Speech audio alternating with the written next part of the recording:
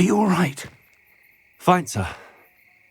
I've never seen so powerful a goblin. He seemed wholly unaffected by my magic. Where are we? It can't be. It seems those who set up the pensive, the locket, and the path to both wanted someone with your ability to end up here. Come. We have a sorting ceremony to get to.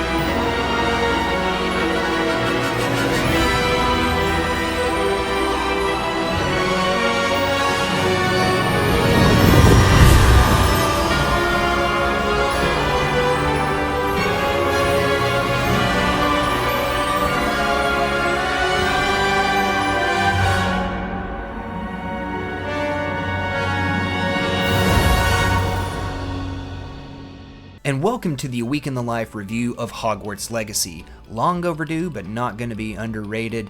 For these kinds of reviews, I play a game, or in this case, we play a game for 168 hours, a week's worth of playtime. We interact with all of the parts of the game, try to take as much of a completionist attitude as possible to give a full and complete review. Now, I say we because MsMakabre is joining me for this Week in the Life review.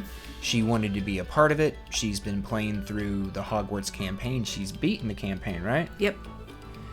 And, well, because she was here for all the chapters and we're going to keep doing Macabre's Conjurations and Bestiary even after this review is posted, I couldn't find it in myself to say no.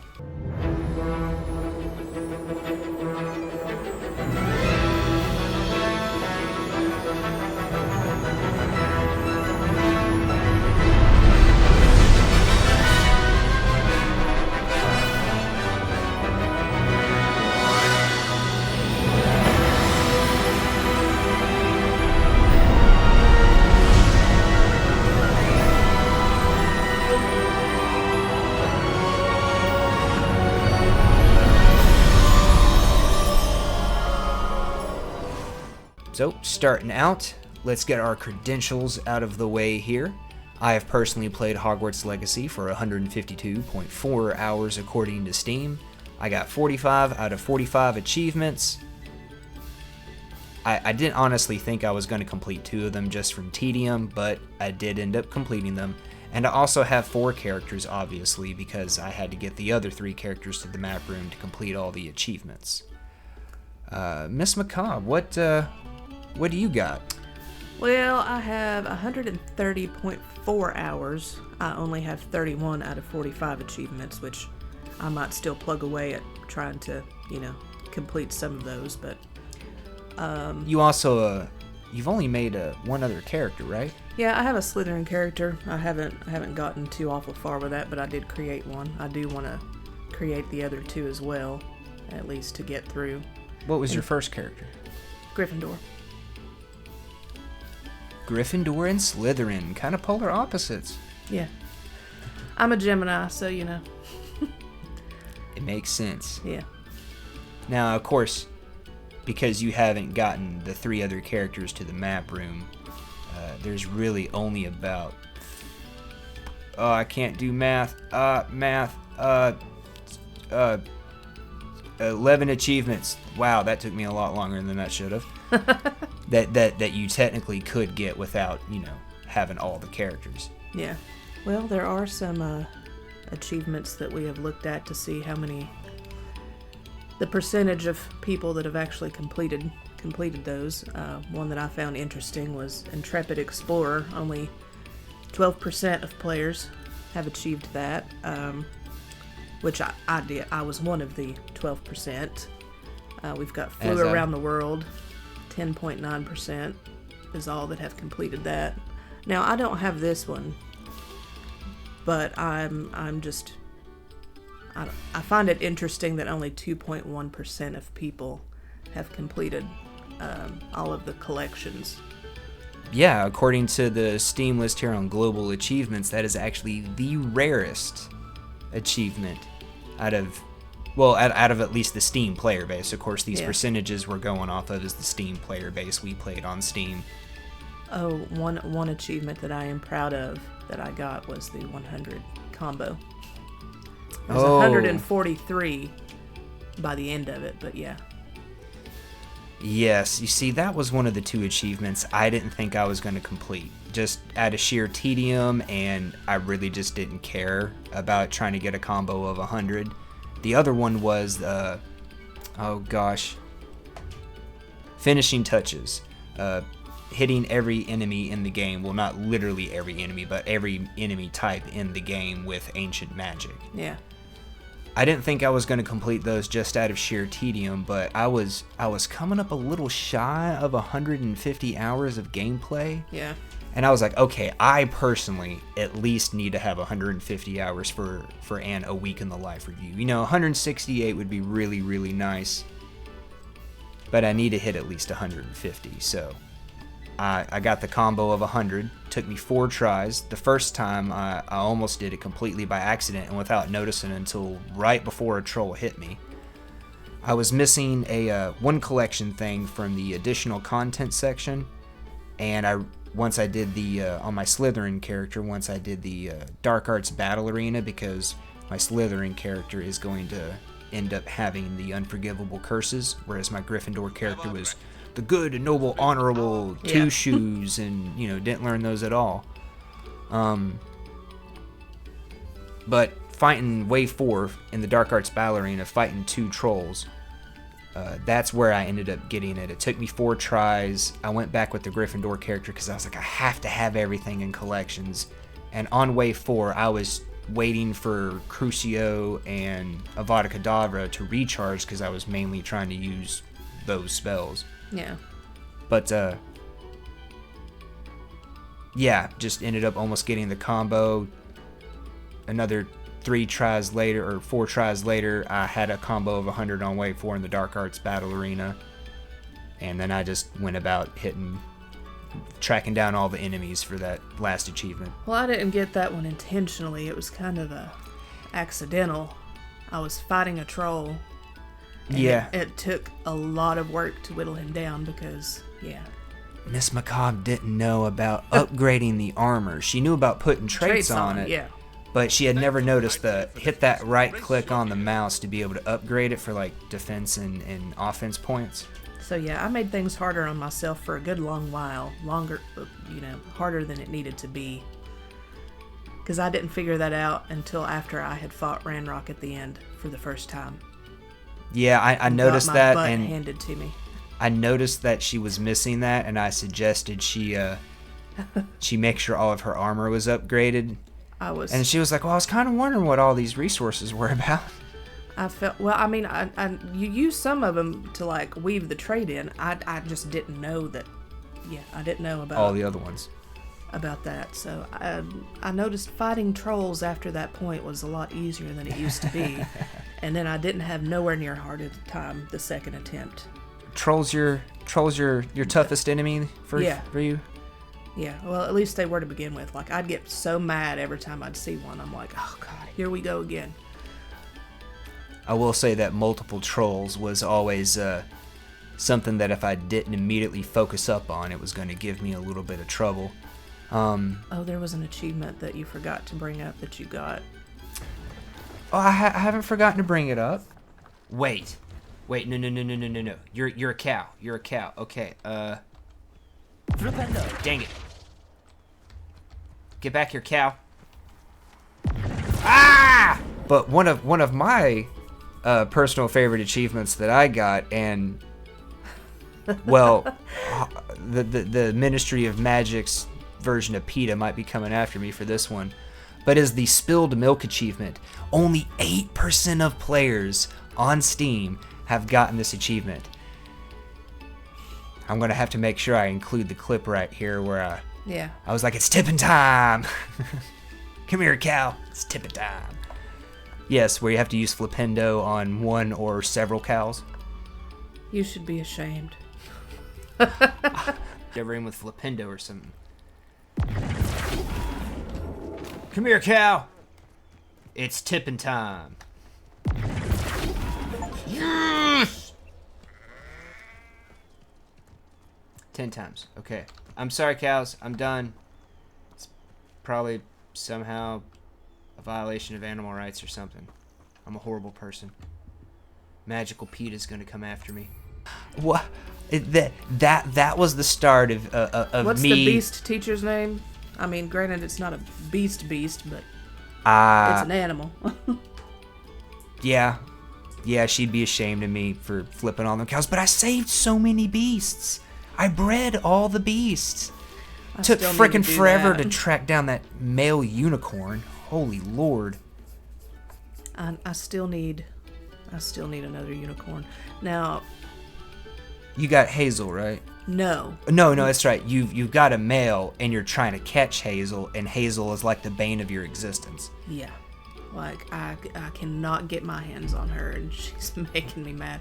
And it was funny because when I first got there, in the unicorn den, you know, there was the outline landed on a unicorn, and I thought, in my excitement, I was like, oh, that's her. And I just snatched up this unicorn, and I thought I did it, and then it still said, you know, to get Hazel. I was like, I snatched up the wrong unicorn. I knew that had to be like too easy. And then Was I don't it a even male know. or a female? It was a male. Oh. So I still can't breed one. I was gonna say, well, hey, at least you get... No, never mind. So I still need to find a female. I think I still need to find another. Well, let's not spoil the side quests. Wait! We do.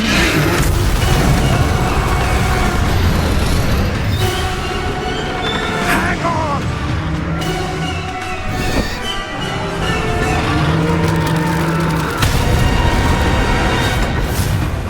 We're gonna start out right when you press play, right when you go to play the game, and the very first thing you see is... Loading shaders. Very monotonous to wait on. Yeah, it's a good 2-3... Okay, for me, it's generally about 2-3 minutes. Was it any longer or shorter for you? I've never timed it. I usually just, I'll pick up my phone and try to keep myself occupied while I wait. I guess we know who the nerd is now. Yeah, loading shaders. Probably seen it on screen right now. This is really annoying at the start of every time I want to play. Every time I want to boot up, get in some Hogwarts, I gotta take a 2-3 minute break while it prepares the shaders. Now, I can appreciate why it does this. Depending on your hardware, this may take a few minutes. What it's doing is it's scanning my hardware, and it's going to be delivering me the best optimal performance for streamlined, seamless moving through the world as possible. Now, if you've ever noticed, you can fly around, like you can fly from Feldcroft, fly all the way back up to Hogwarts, and then just immediately land in a courtyard, and boom, you're in Hogwarts. You don't have to go through a loading screen. There's no pause. There's not some huge hitch or stutter while it's loading everything up because it's already preloaded everything with the loading shaders. Now, of course, have you ever seen it when you're going through Hogwarts? You get that Through little doors. Yeah, you get that little loading syrup. So I can really appreciate why that's there. At the same time, it's still really annoying. Yeah. You're just ready to get in there, do some stuff, explore around. But then you wait. You gotta get distracted by your phone. It's quite uncommon for a student to begin as a fifth year. It may be a bit of a challenge, but one I'm sure you're up for. I can be quite resourceful. I suspected as much. This is the entrance to the Slytherin Common Room. In order to enter, one must simply speak the correct password. Aspiration. Very well.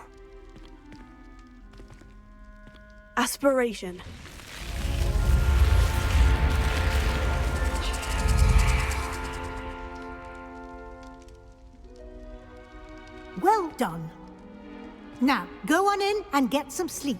You have a big day ahead of you tomorrow. I shall be back in the morning to collect you for your first class. Thank you, Professor Weasley. You're welcome. I hope you enjoy your first night at Hogwarts. Sleep well.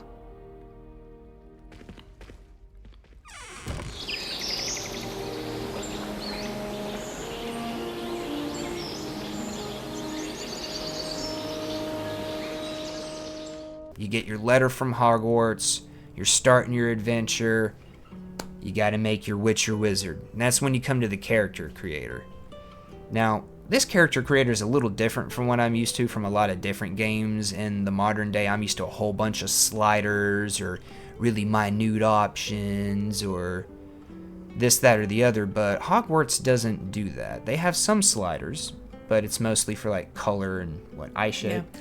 You've got some to add like freckles and things or scars. I appreciate that there's some unnatural hair colors, being one of those people that has experimented with colorful hair, but Yeah. like the faces are pretty limited. Yeah, the faces are kind of off of a large set of templates. It's a large set of presets, but mostly everything is based off of presets. There's not a whole lot of... You can't fine tune anything or, adjust like individual No. facial features. I'd like just a little bit more customization myself, but I'm used to more customization, so having just the limited aspect of the presets, to me, it kind of helps to streamline the character creation process, but at the same time, where they're kind of wanting to go for an immersive your story, it would make more sense to have more options. Now, the major, to me, the presets is not all that bad, right? Some people might really not like it. To me, it's okay. More options in the presets, I would definitely suggest that. But the thing that I really think needs some work as far as character creation goes, the voice modulation. Yeah. Now you've got that default voice for the male characters and the female characters, and that sounds fine. You can tell that's the voice actor, that's their voice, that's what they sound like. But then when you start to do the modulations, it's like you can kind of hear a little bit of like reverb or a little bit of like the auto tune over their voice. Yeah, it's very unsettling in a way. Very distracting. I will say that the dudes have like 3 presets, right? We got a deep, a normal, and a higher pitched one. The ladies have 5.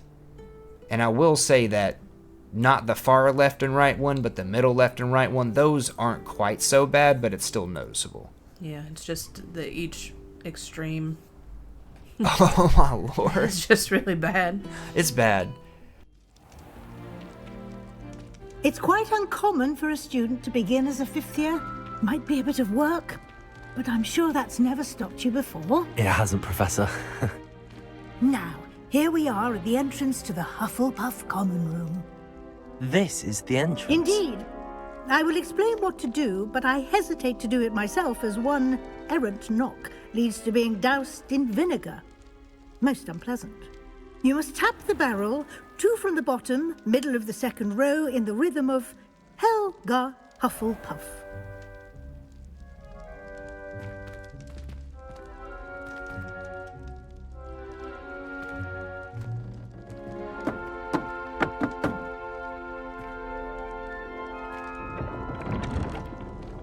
Well done. Now go on in and get some sleep. You have a big day ahead of you tomorrow. I shall be back in the morning to collect you for your first class. Thank you, Professor Weasley. You're welcome. I hope you enjoy your first night at Hogwarts. Sleep well.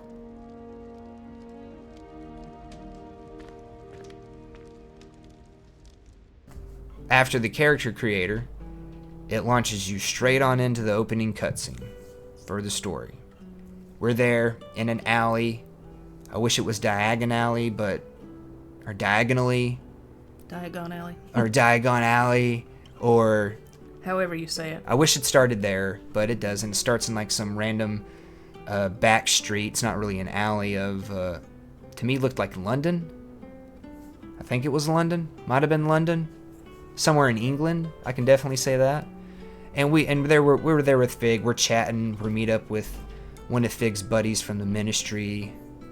We hop in a carriage, which you should watch the positioning of when we get in to after the opening title. Just keep that in mind. We get in, we take off. We're off on our way to Hogwarts. We're going to start Hogwarts as a 5th year. Fig's kind of been teaching us in like the off season, you know, the summer semester maybe. And we're excited, and well, we have a pretty eventful carriage ride after the title sequence. Chaos ensues. Yes.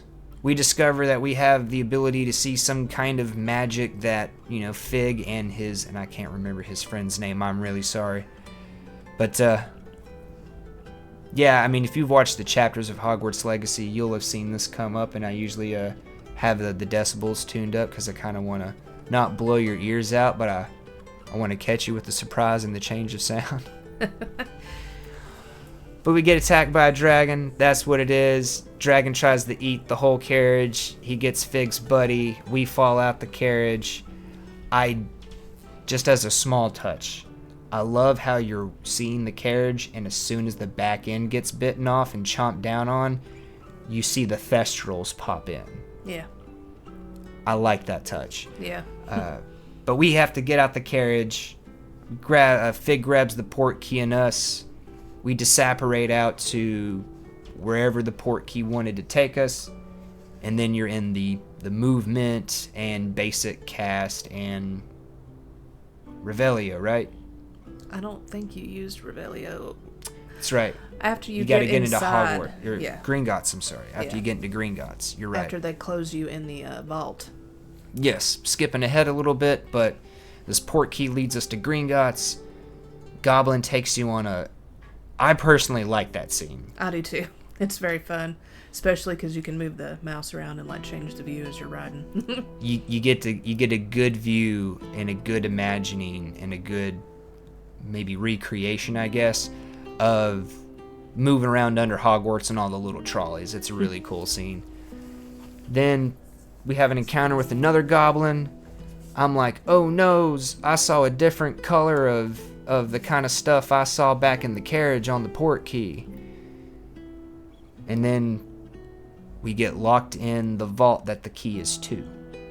And as MsMakabre pointed out, that's when we learn Revelio. Find that like big dark room where all the pillars are. And then we have to like do the turn the knights thing. Oh yeah. We learn Lumos. Learn Lumos. And then we have to fight some knights, and then we get to see a pensive. Yeah, we get separated from Fig at one point. Yeah, after fighting the knights. It seems I have no choice. I'm going to have to fight my way out of here. Okay.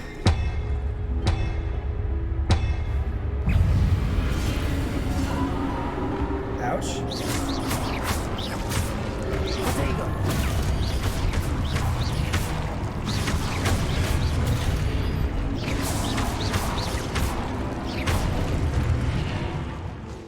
But the pensive. You remember the pensive? Yeah. What did we see in the pensive? Okay, I'm done putting you on the spot. Yeah. I'm not good at this. But we get to see some flashbacks. We get to see the keepers and the kind of stuff we did in...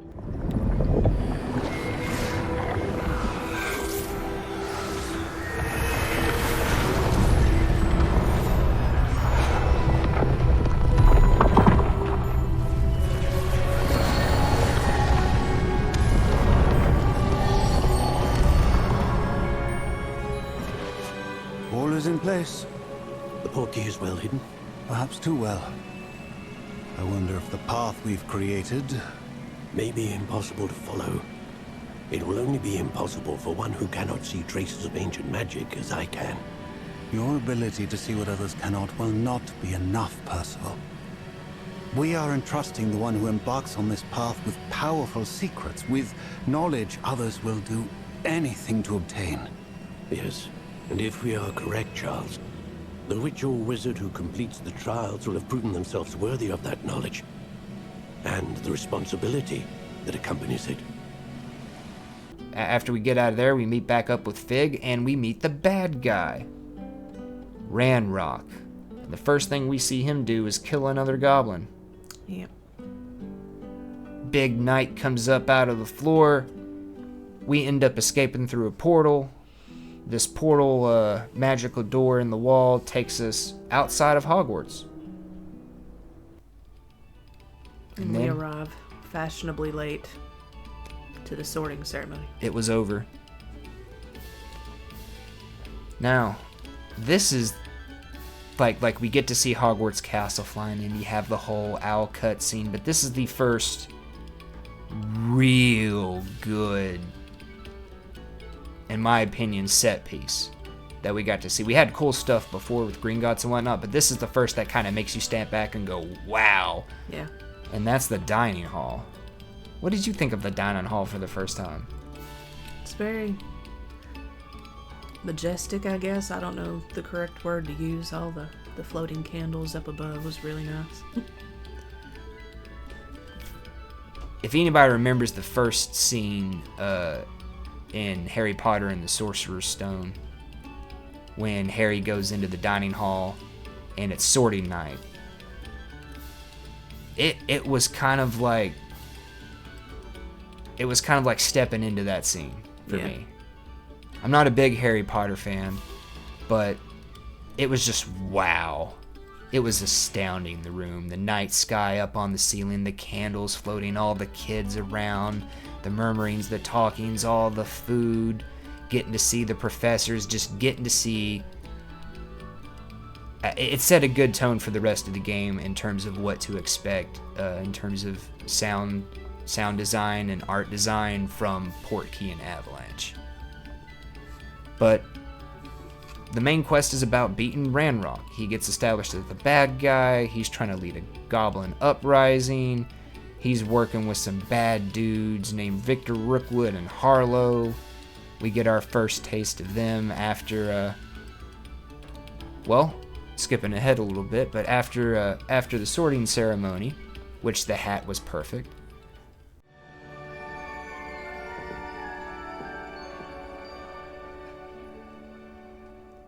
Ah, yes. A bit older than the others, aren't you? You come here with preferences and preconceptions. Certain expectations. I'm looking forward to meeting my professors and learning all I can at Hogwarts. Indeed. Of course I'm going to explore, but I gotta cut class to do Hogwarts that. has much to offer a dedicated student. And what you learn in class will prepare you for challenges outside the classroom as well.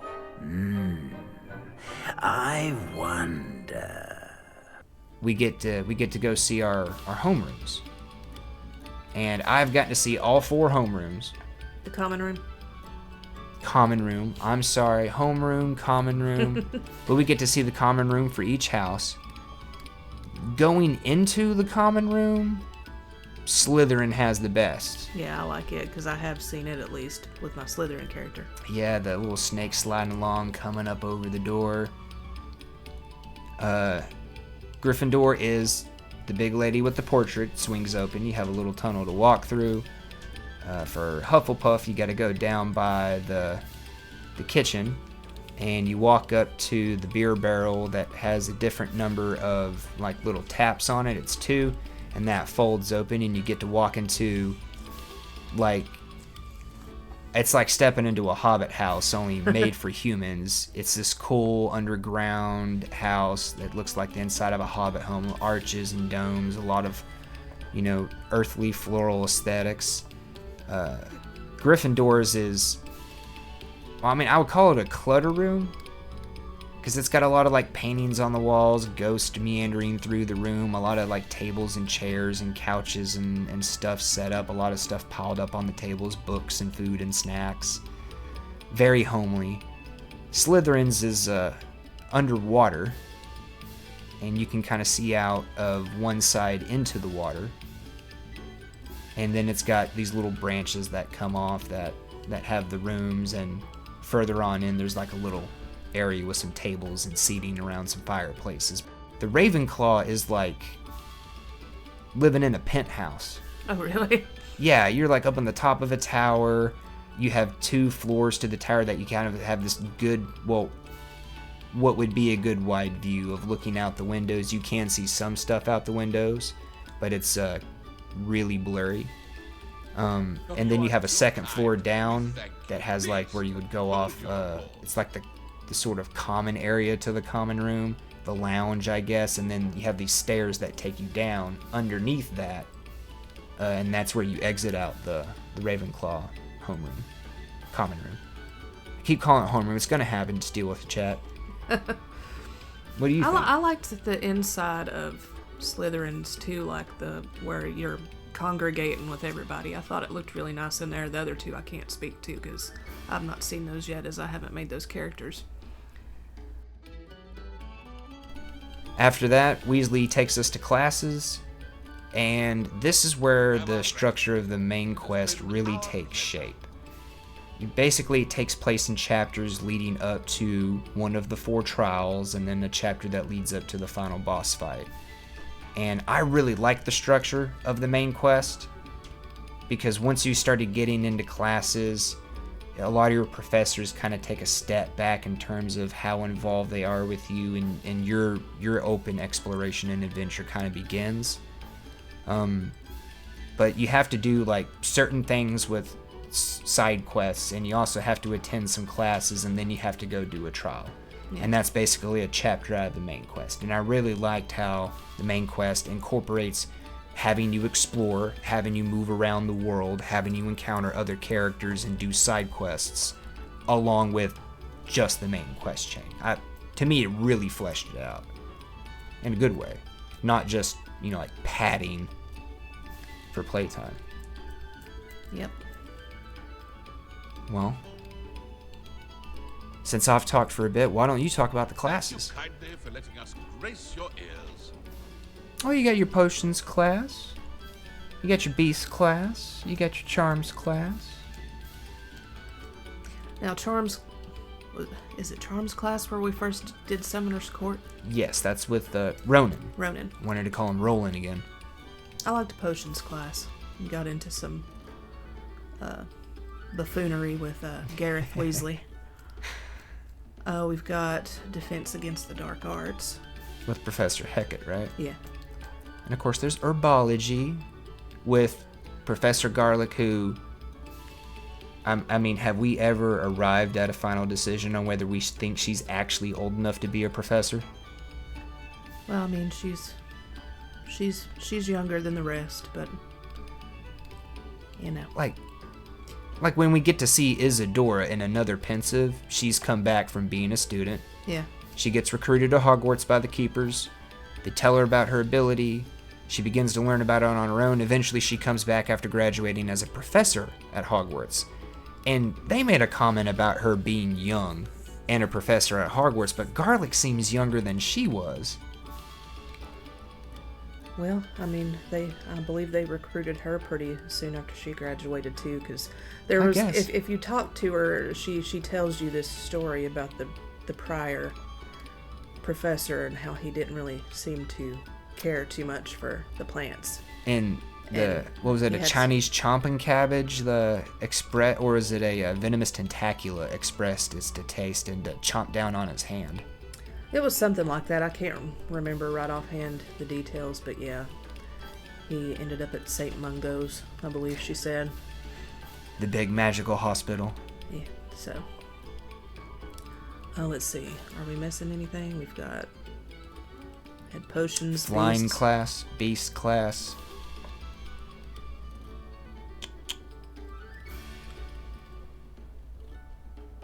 Transfiguration class with Professor Weasley. Yeah. Of course, we only do that once. So there's a couple of herbologies. There's I think there's one potion. Well, no, there's a few potions class, because every time you get an assignment, which is like an additional side quest to teach you a spell, you had to go back. My personal favorite out of all the classes was flying class. Really? Yeah. I liked flying class because it opened up the broom. Plus, it was pretty cool. Hey, you kind of have a mock race tour with Is it Arthur? Pretty sure Arthur is the Ravenclaw dude with the glasses. I don't remember his name. Curly hair? Yes. Yeah.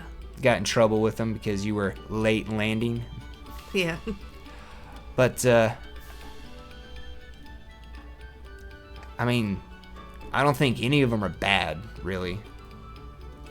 About the only class I didn't like, oh god, what was it? It's a side quest too, so we're kind of jumping ahead. The history. Yes, the history of like with magic. The ghost professor. Mm-hmm. Now, as boring and it wasn't very fun, but it was funny whenever you're panning through there and you see everybody struggling to stay awake and you have to control your character and like make sure they don't fall asleep. Now, I think you told me like the first time you were doing it, you didn't actually realize it was like you didn't see the prompt of like having to move the mouse and whatnot to stay awake. I was a little delayed on it. It was funny just seeing the little scene like, and I'm just sitting there looking like defeated almost, and then it kind of zooms in a little bit and you're just nodding off and you have to like shake yourself awake because he just talks so slow and dull, and there's no way to skip through any of it, and it is not enjoyable to sit through. It's not like sitting through one of the cutscenes for one of the other classes, but I think everybody can relate to that in some form or fashion from school days, you know, where you might have had a teacher that just bored you to tears. Let's talk about the assignments, right? Because those are kind of side quests, but those related in with, you know, the classes from the professors, and that's mostly with the main quests. So let's talk about those. Did you have any of those that you absolutely hated? They all were kinda-ish easy, like yeah, they had to put in effort, but it wasn't hard. They weren't overly difficult. Like there was some where, you know, like for herbology, you had to go use some of your plants on enemies. Yeah, you use like your mandrakes, your venomous tentacular, your Chinese chomping cabbages, and then go back. I ran into some money problems early on, and that was actually kind of challenging for me, just simply because I had to go do stuff to get the money to get the plants. Yeah, seeds and stuff. And well, I hadn't unlocked the room of requirement yet when I had to do the mandrake, and then you had to, what was it, like throw out a Chinese chomping cabbage and like have it hit an enemy or something. Something like that. Or use a venomous tentacular. And then of course for potions you had to, you know, go find some enemies to use your potions on. Yeah, focus and oh lord, how am I having trouble with this? But you had to use a focus potion in combination Durus and Maxima. Maxima, thank you. You had to use the Durus in combination with the Maxima because it's teaching you about buffing your recharge rates as well as your damage for like maximum damage output. And the Durus, it just has you use it, and that's like your ultimate defense potion. Yes. Outside of the money problems, that was the only issue I had with any of the assignments. I kind of liked them all to a certain degree. Yeah. They were also good introductions to some of the things that you do for challenges to unlock cosmetics, like popping the balloons and making more potions. I haven't popped all the balloons. I probably ought to do that, but when it comes to flying, just traversing the map is fine, but beyond that, I haven't cared too much about participating in outside flying activities. Yeah, we'll get to that. Well, actually, since we're talking about classes, and I really like the flying class, let's talk about it. Flying in this game is great for traversal, in my opinion. When it comes to like the races with Imelda or some of the navigating during flying class, I hate it. it's not agile enough for it. It's almost kind of like you're moving with weights. Yeah. Now, we'll talk about Imelda and whatnot in the side quests, but yeah. That's small. Yeah. Did you do much flying with High Wing? Actually, no. Or you were using a Sepulchria, weren't you? Yeah. I mean, most of the time I do use the broom, but you know, outside of like the one time whenever you you get High Wing and rescue her and fly back. I may have used her once, but yeah, I'm a spooky loving girl, so sometimes I'll take it upon myself to mount on the Thestral and fly Sepulchria around. Yeah, I did a good bit of flying around on High Wing when I was just kind of trying to fly around, get all the collection chests, get that rarest achievement, complete all the collections, because you have to complete all the challenges as part of that. You have to find all the field guide pages as a part of that. I want to do that, but Lord have mercy, it's going to be hard, I'd say, to find the ones I'm missing. Yeah. That was also a good way for me to knock out the Merlin trials. And if you just take it area by area, because zooming out on the map all the way, it gives you that whole list of everything you've done, and then it breaks it down area by area. Yeah. I did a lot of flying around on High Wing, just kind of knocking that stuff out. And outside of landing, and as soon as you land, she goes immediately into a sprint. It's about the only thing I don't like about flying on like a hippogriff, and I would imagine the Thestral's the same way. Probably the same, yeah. It seems for some reason, and maybe it's just because the creatures land and the broom doesn't, it just hovers over the ground, but their controls felt a bit smoother to me than the broom. Yeah. Maybe it's just me.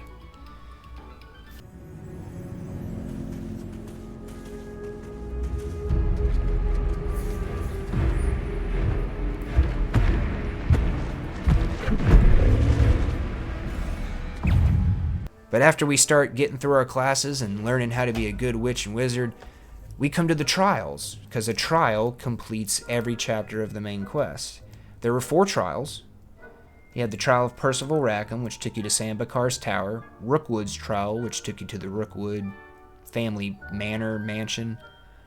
The 3rd trial with Neve, thank you. I would never figure out to say Neve if I didn't hear her say it. Yeah. Or Percival say it first. It's the spelling. Yeah. You have a really cool one with hers. Hers was actually my favorite, where you go into like the black and white sketch world and you're having to evade death and you're learning about her history.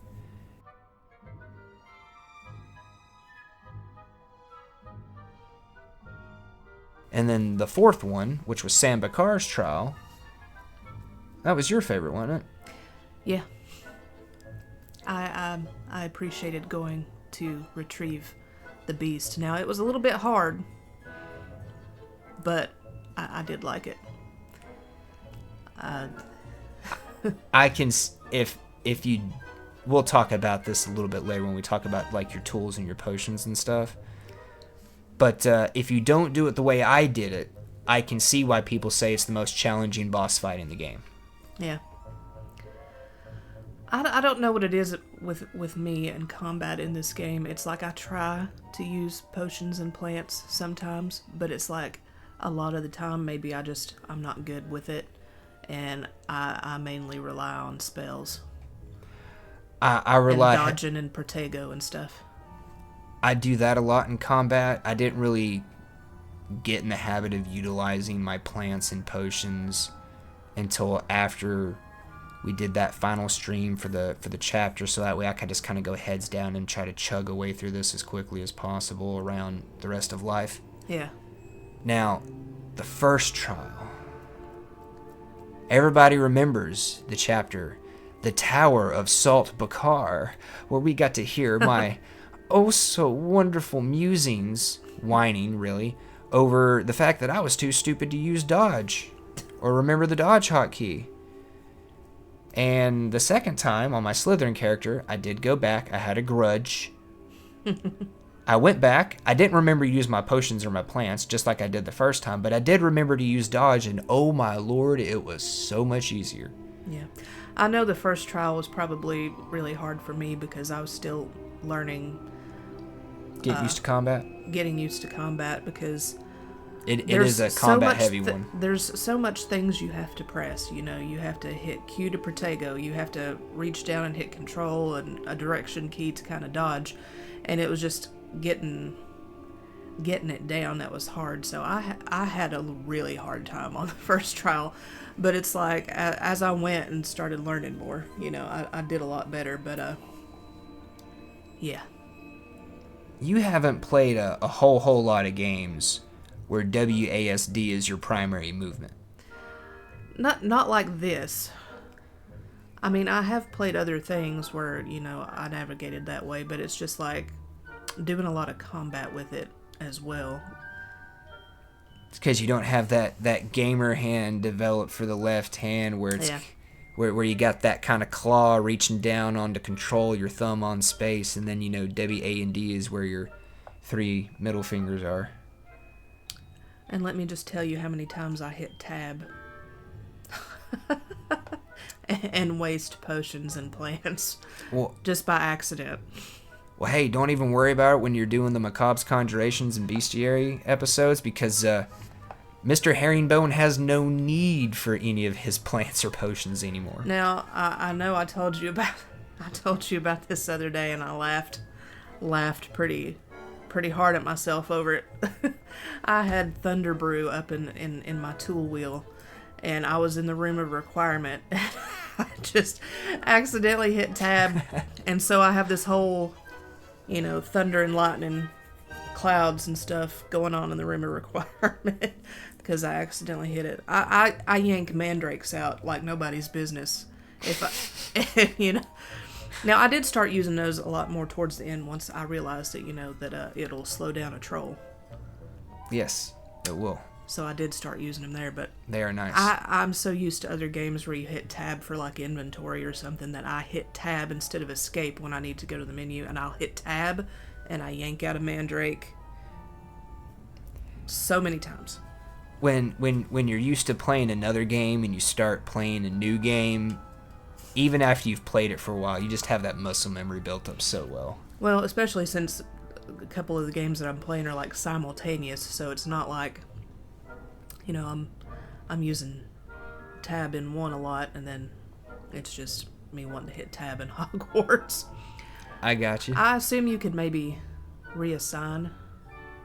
Can you reassign that? I know there's. When I play a game, especially for these kind of review things, I try not to remap key bindings because I want to try to experience that as well as the game kind of the way they intended as part of the review, to see if there's some contextual reason as to why those are the controls as opposed to something that I would prefer more as more standard or something like you kind of find everywhere. Well, just me as a player and not reviewing, I just wonder so I can stop doing that. Hey, see if you can remap them. I don't know what Ain't nothing wrong with it. What I would rather put it on, but tab is just not it.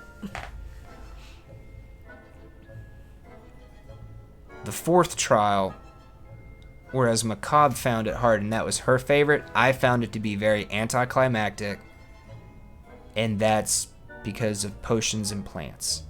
But we'll talk about that when we get to that section. So after you go through all these classes, all this coursework, you have to deal with all these other kids, all this running around, hitherto go forth and bring me this, go defeat 5 of that, whatever have yous, complete this trial. It all culminates. It's when we have the quest with Lodgok that leads up to the 4th trial, or does that lead up to the 3rd trial? I'm not remembering off the top of my head. It's the 3rd one, isn't it? I remember that happening after doing the 3rd trial. Okay, so I was right the first time for the 4th trial. But you have to go meet Lodgok.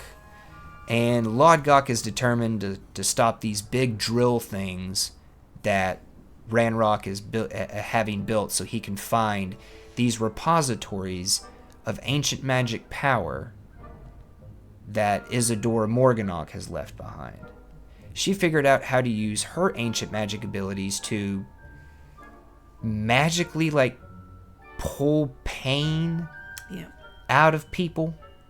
And this had a sort of residual that she kept contained, and eventually had a goblin construct repositories so she could deposit all of this magical essence into there, and she was able to draw power from it. Well, Ranrock learned of these. That's where he is getting his power from, and that's how he's controlling trolls and dragons, and his compatriots, Victor Rookwood and Harlow, well, they're after that power themselves, and that's why they're helping him out. Lodgok, he's had enough.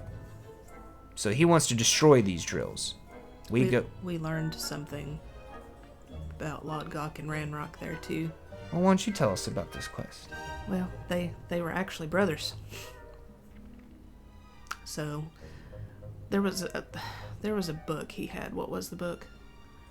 Bragbor's Journal. Bragbor's Journal, yeah. With notes on how the repositories were constructed. So he was bringing it to us, and then Ranrock intercepts, and he considered it a great betrayal. So that quest kind of hurt me. Yeah. There was seeing a brother kill their brother, or seeing two brothers fight and one brother kill the other is always a sad thing, but seeing Ranrock do it to Lodgok and right after having the reveal that they were brothers, that was just... Yeah.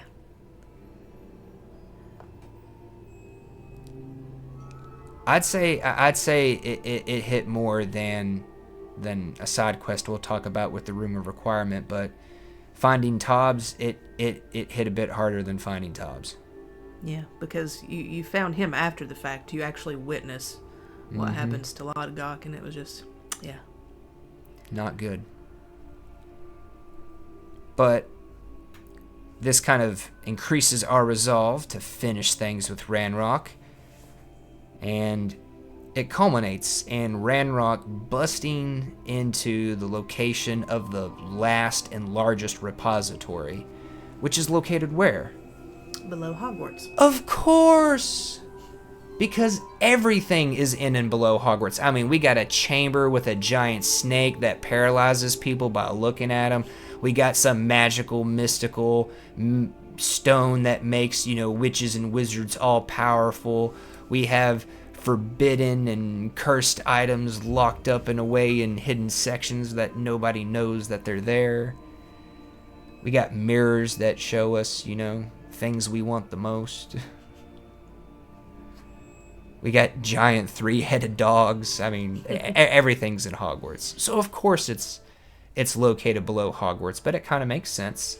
The keepers were professors. Neve was the former headmistress. And the map room is below Hogwarts. Yep.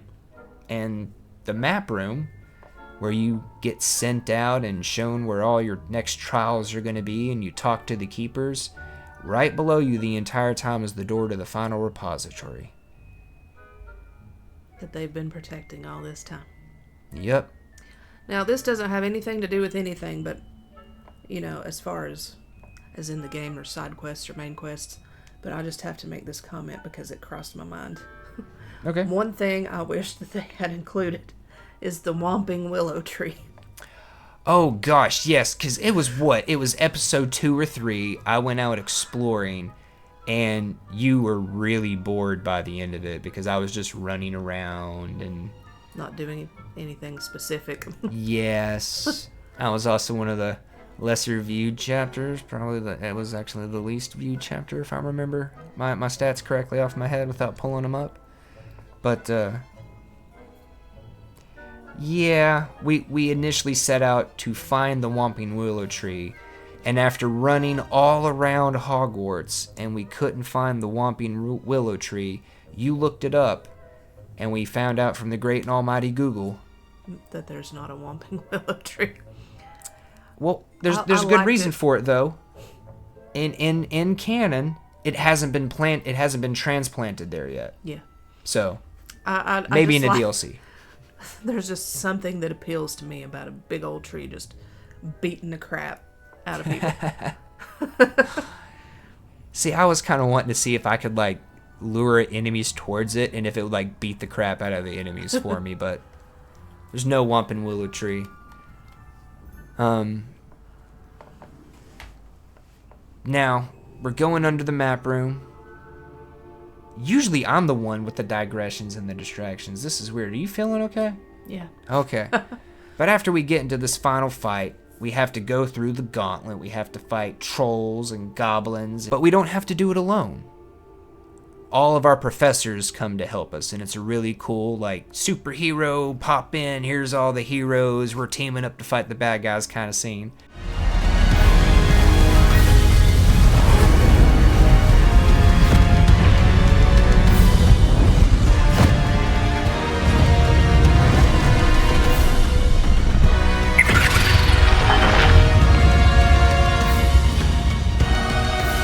The goblins have somehow evaded the castle's defensive charms. Steer them this way! We shall make quick work of them!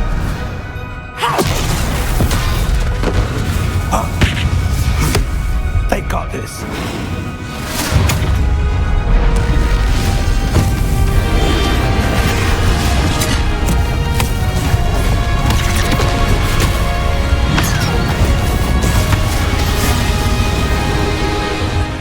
And it's a cool sequence where you get to run through. The professors kind of pop in and out of different little sections of you having to fight through waves of Ranrock's enemies to help you fight them. And when we finally get to the final repository, Ranrock's already there. It's the final showdown. And then we passed 2 sentry knots, and they actually, before we get to that part, they actually let us through because we have our special wand. Yes. We're used to having to fight them fellas. And that was part of leading up to this final fight. We had to develop a special wand. We had to go to Ollivander for it. And the final fight is going up against Ranrock as a dragon. Yeah, I did not expect that to be how it went down. I didn't either, but it was a surprise to me. What did you think of the final boss fight? Well, you had a bit of a struggle trying to get up to that point. Yeah, the first time I was unprepared. Then you came back prepared. Well, I hit that one part, the one part where you have to cast a spell of a certain color to pop them bubbles, and I didn't know you specifically had to aim at it because it wasn't just automatically going there like I'm used to it doing. It wasn't locking on, There were some sets, depending on how close they were to each other, it would easily auto lock for me, and then there were times that it didn't, and I would have to manually lock. Maybe I was just too far back some of the time, but it's I was trying to stay away from his flame, because a lot of times he was just annihilating me because I'd be trying to focus on breaking that with a spell, and as I'm trying to aim at it, he's spraying me, and it just... He's trying to keep you from popping him. Yeah, and it was taking my health down so far, and by this point, on the way in, I used a bunch of my ancient magic, and I was using Wiggenweld potions left and right, so I only had maybe 10 by the time I got down there. So the next time I had to make sure I was full up on everything, and I, at that point, upgraded my gear. So the second time, I did die once the second time, but because I didn't hit G to, heal myself with Wiggenweld. She full sent, and it was not a situation she wanted to full send in. But she came back and she beat it. Yeah, I only died the one time on the second attempt, and that was just because I wasn't paying attention. When you texted me that you beat Ranrock, I was really proud of you. I just thought, I've come this far. I was I'm going to be so upset if I'm not good enough to complete this, but I did it. For me, the boss fight, it was the, if it was not the toughest, it was the second toughest boss fight. Just like the fourth trial and having to fight the Lord of the Shore, I found this fight kind of lackluster. And again, we'll get more in depth into that when we talk about the potions and the plants, but in both of these boss fights, the reason I found them lackluster is they came off as very easy to me because of my potions and my plants. Now, granted, I was also buffing up a lot of spells and damage and whatnot with traits on my armor and having, fully upgraded armor, but even then, that didn't make me feel overwhelmingly powerful, and then I would pop some potions, and that was kind of that for both of those boss fights. For Ranrock, outside of popping his bubbles, I really felt like I just kind of like casted all 5 parts of my ancient magic meter and then threw out like Defendo and Confringo a couple of times, and that was that. Yeah, the second time obviously was a lot easier for me, but I mean, it still didn't, I didn't get it done super quick, but it was a lot less challenging my second time after I buffed up my gear.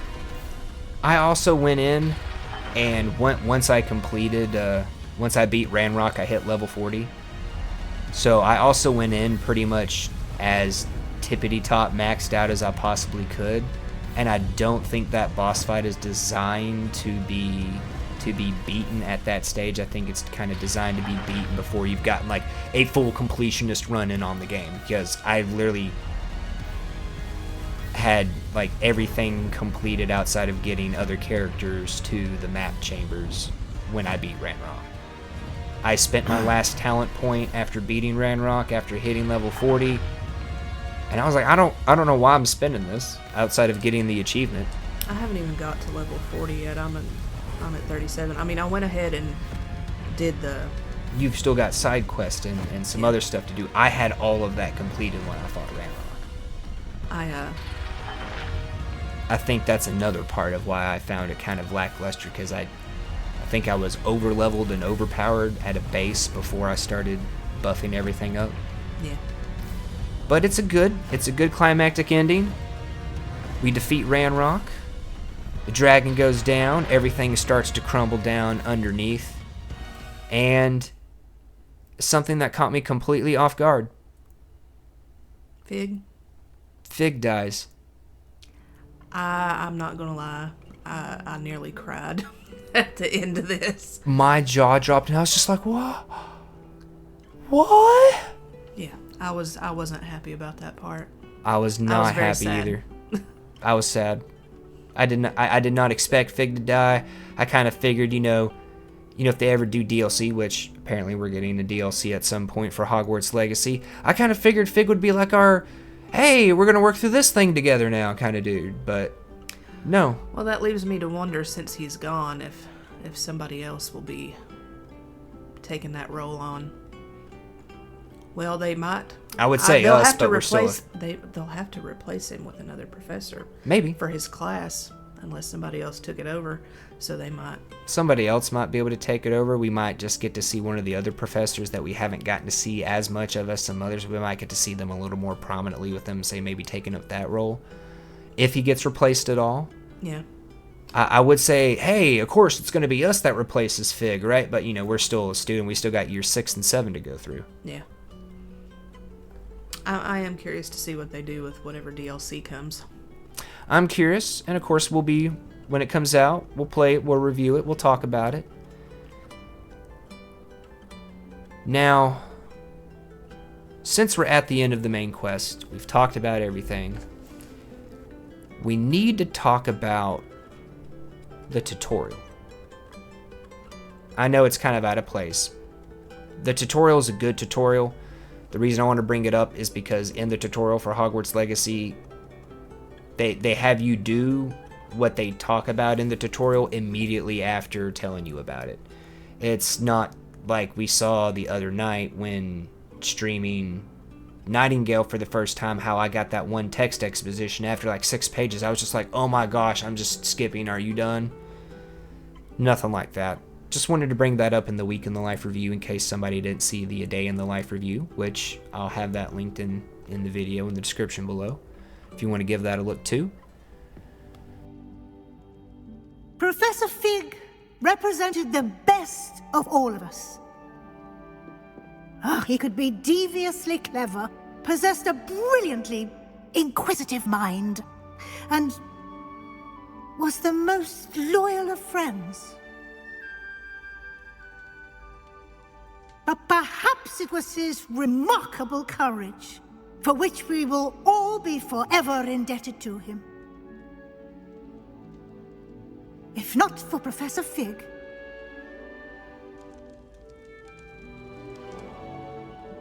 well, I can say with confidence that if not for him, many of us, let alone Hogwarts, would not be here today.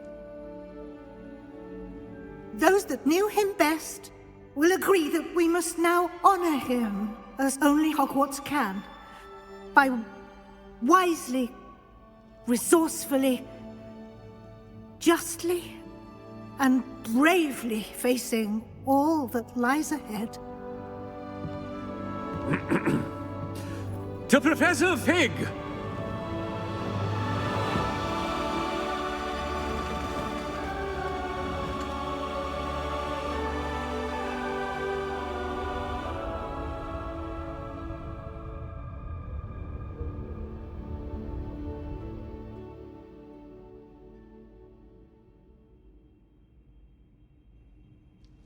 Well, the last thing we gotta talk about here involving the main quest is, what do you think? Good quest? Good main quest? Good story? Yeah. I mean, there's not really a good happy ending, really. I mean, there's... Well, I mean, there kind of is, because, after we beat there's Ranrock, we win the bad House things. Cup, and boom, that's the end of the game. Well, yeah, but there's still sad things, bad things happened along the way. So there's a nice little mix of good and bad. Yeah. It's not all sunshine and rainbows, that's for sure. Yes, and that will lead us into our next section, the relationship quest, because about the only thing you have to do after beating the main quest is to finish up your relationship quest and finish up any side quest or collection things, clearing the map, catching beasts. That's about all. The room of requirement seems to be the main thing after you beat the campaign.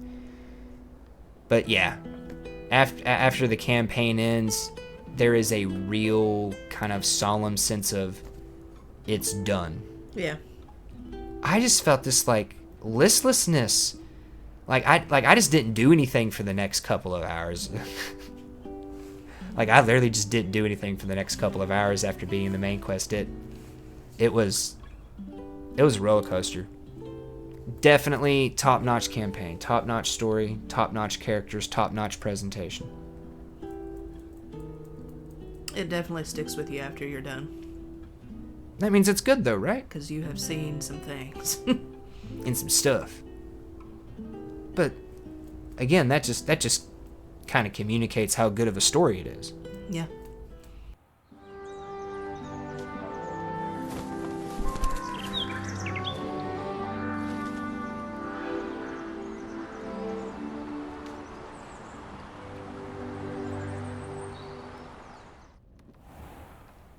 But now we need to talk about the house-specific quests. Now, I know you've only done one of them, right? Yeah. All right, tell us about the Nearly Headless Hunt. Nearly Headless Nick requires that we go to the kitchens and get some rotted roast beef. I'd like to see in the kitchen. Yeah. Finky, wasn't that the name of the house elf we spoke to in the kitchen? I honestly, it's been so long ago, I honestly don't remember. I've done 3 other house quests since then. Because I wanted to name the Phoenix Finky. Finky, okay. Yeah. Apparently, ghosts, can just about taste something if it's... Yeah, what is that? That's like that rotting ground beef or spoiled ground beef? The rotting roast beef. Rotting roast beef. Yeah. And he's wanting to join the Headless Hunt. And that's where we meet Jackdaw. Yeah.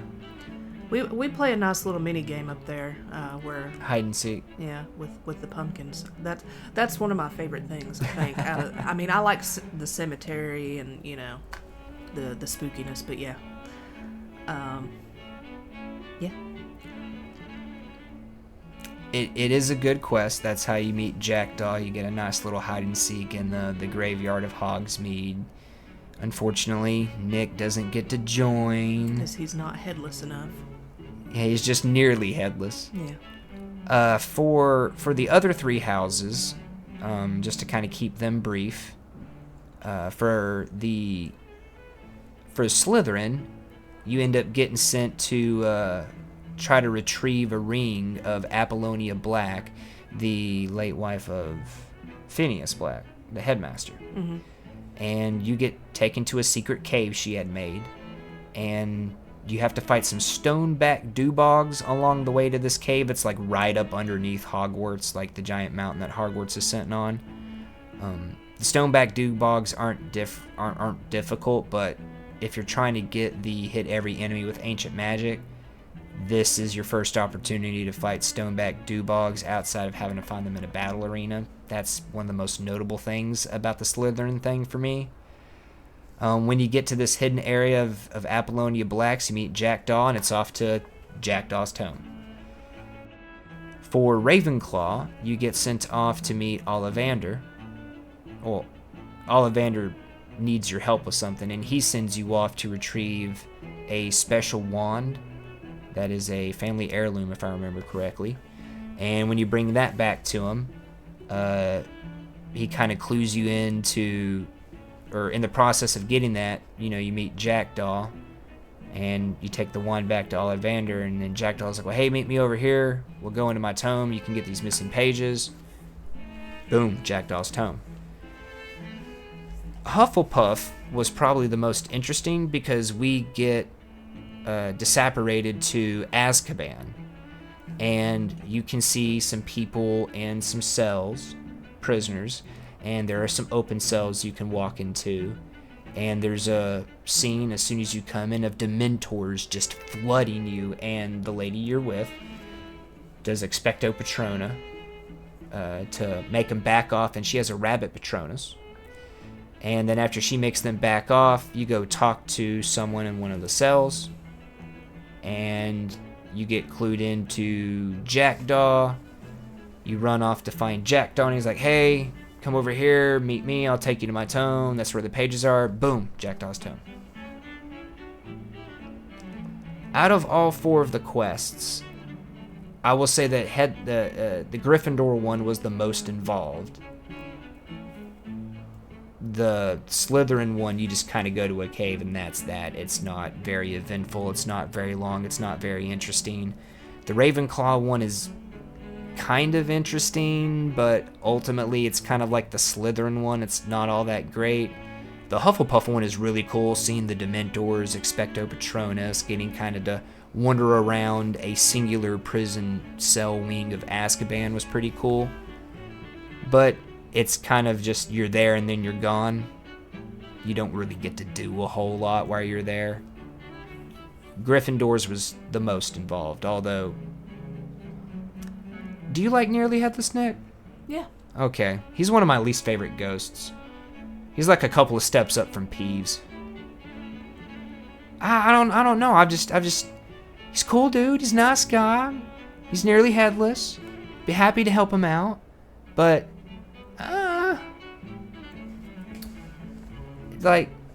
I don't know. His whole shtick is trying to get into the nearly headless hunt. And as we see decades later in Harry Potter, he has still not achieved that. And that just comes off kind of like Thanos as a bad guy. It's like you got the one thing, man. Like, you haven't succeeded at the one shtick you got.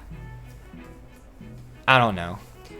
I would just like to also point out, because you mentioned Phineas Black a little bit ago, that I was well into this game before I realized that Simon Pegg voice acted for him.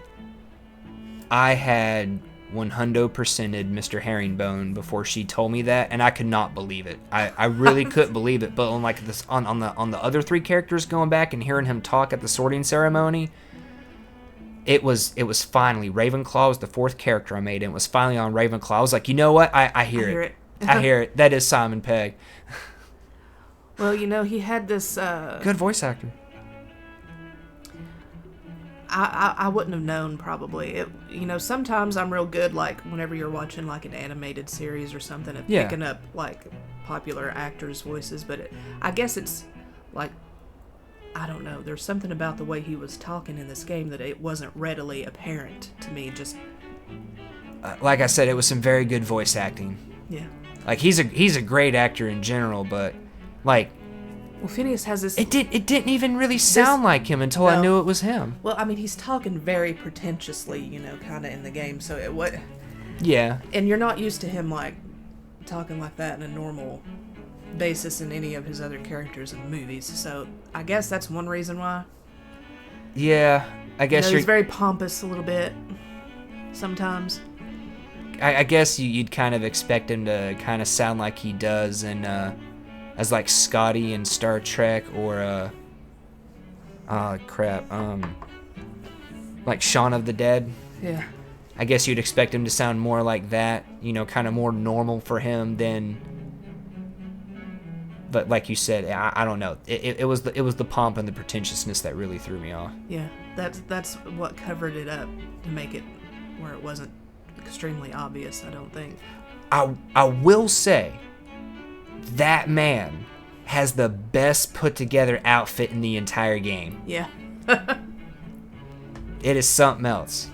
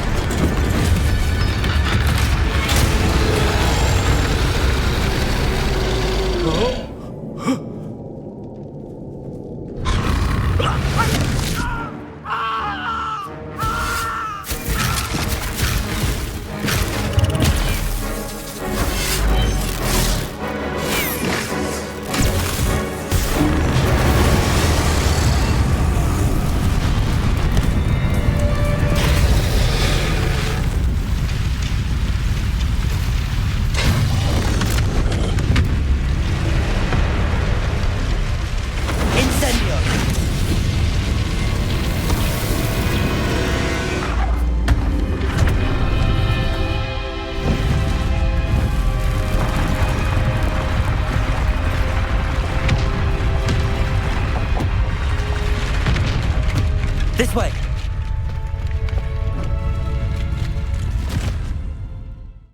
And thank you for putting up with our rambling there, going through the main quest, that being the most involved part of the game. Of course, we have the most to say about that. And we're just going to move right along into relationship quests. And with the relationship quests, we have only three quests really to worry about. We have Sebastian's quest, we have Natty's quest, and we have Poppy's quest.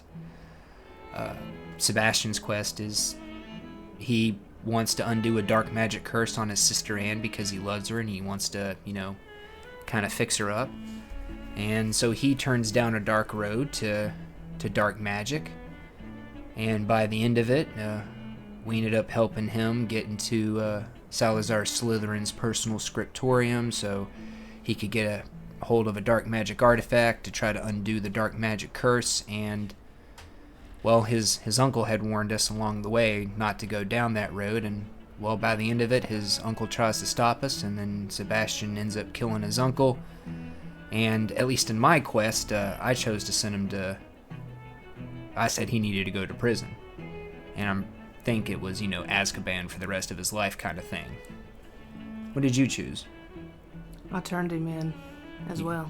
Turned him in as well. It was... whenever that was going on and he killed his uncle, I was kind of in shock. I mean, I knew it was coming. It's right before it happened, but it was still a little bit shocking, and yeah, kind of brought the mood down. When I had the realization, I was like, don't do it, Sebastian, don't you do it. And then sure enough, he did it. Yeah. Poppy's quest is a bit of a different pace. Poppy has a thing against poachers, and that's because her parents were poachers. And throughout her quest, we end up helping her save a dragon egg from some poachers, return it to its mother. I think we helped its mother escape. Wasn't that the dragon that we helped escape in that tent? Okay. And then she gets the harebrained idea to try to bring back the snitches.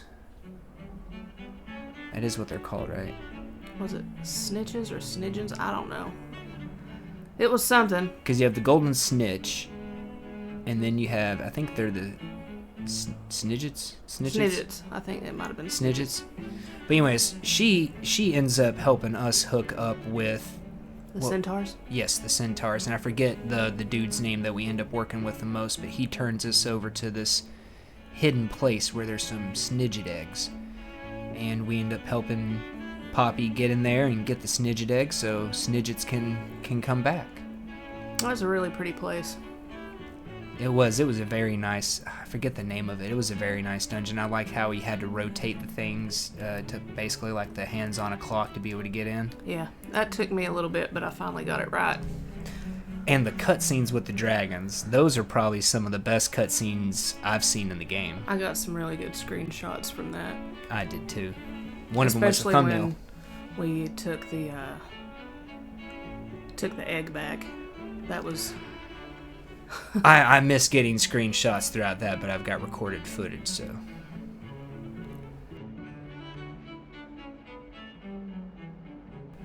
And then the final one is Natty's quest, in which we help her get evidence to take down Harlow.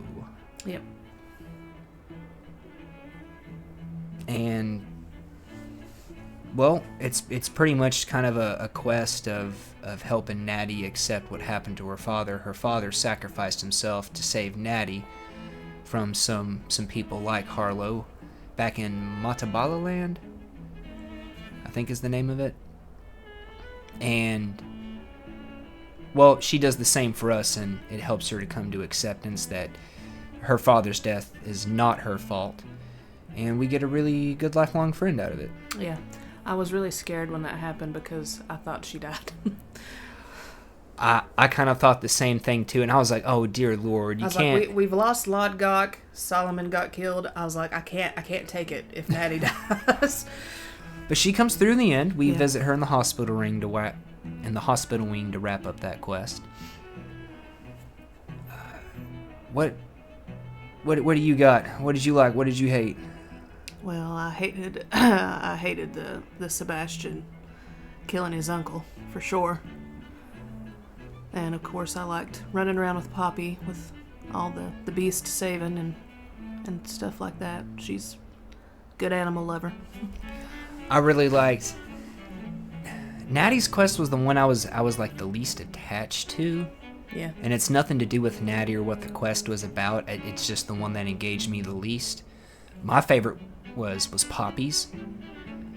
And I really liked the whole dragon part where we had to like rush up to the dragon to give it the egg back, and we had all the fire and everything coming around us, and we got some really great visuals and cutscenes out of that quest. That was my favorite relationship quest.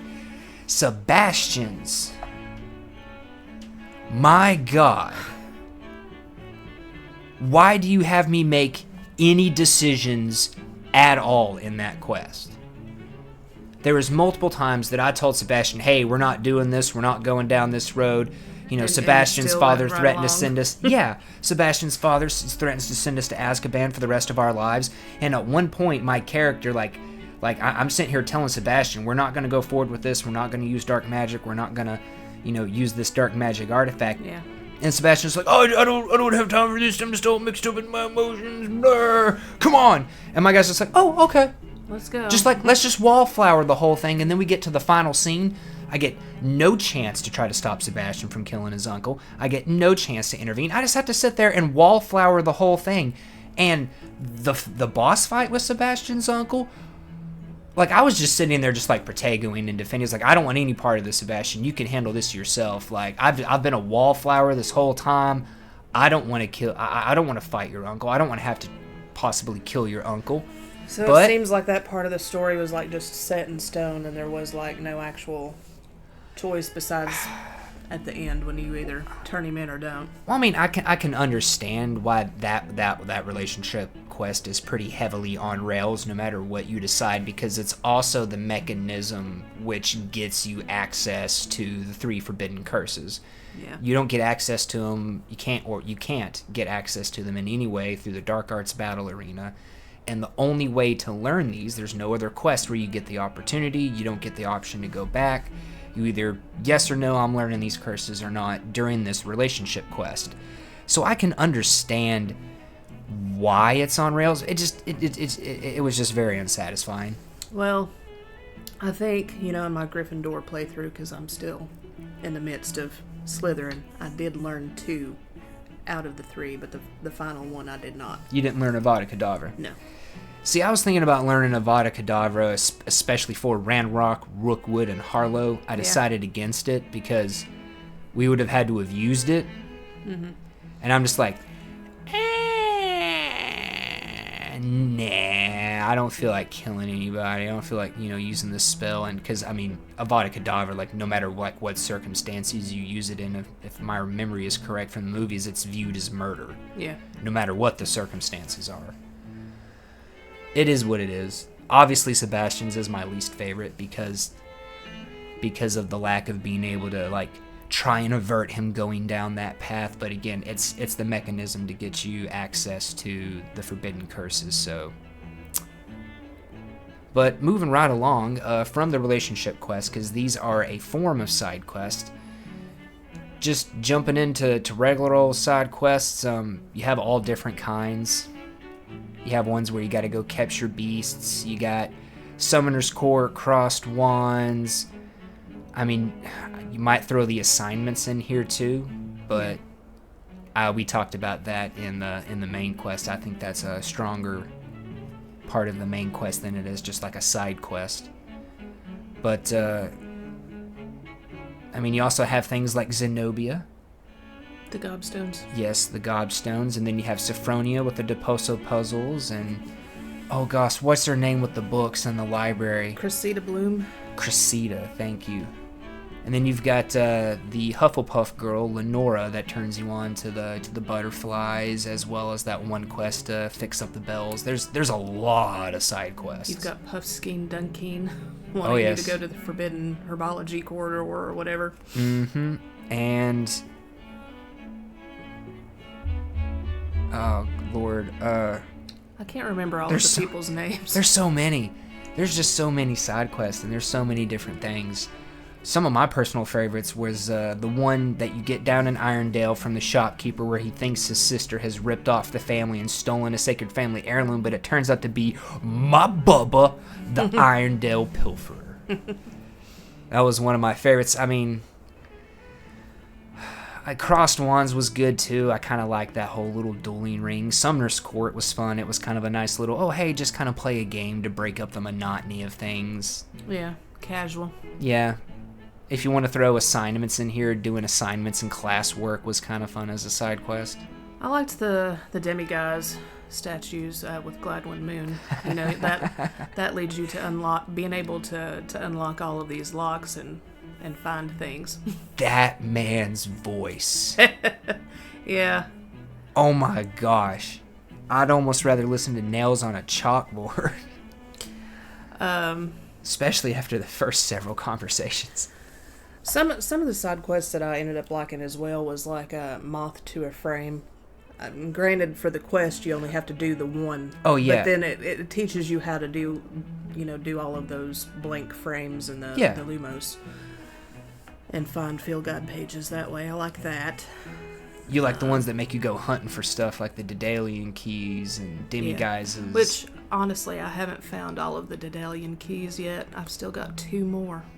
Oh! Before I finish that, I'm sure you'll have that special house cloak by the time this review goes live. Well, the thing is, I didn't talk to the girl that gives you that quest until like nearly the end of my gameplay, for the whole story. You didn't talk to Mrs. Orgspire? Now, on my Slytherin character, I've already talked to her, and I've found 2 out of the 16, I think, total. Yeah. So I'll probably, in that playthrough, finish it much quicker than I have for Gryffindor as far as finding them, but...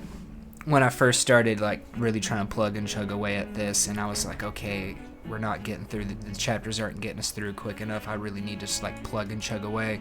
One of the first things I did was the Daedalian keys, just to kind of knock it out, because it was a side quest, I was trying to leave stuff for the chapters, but then I was just like, we gotta move.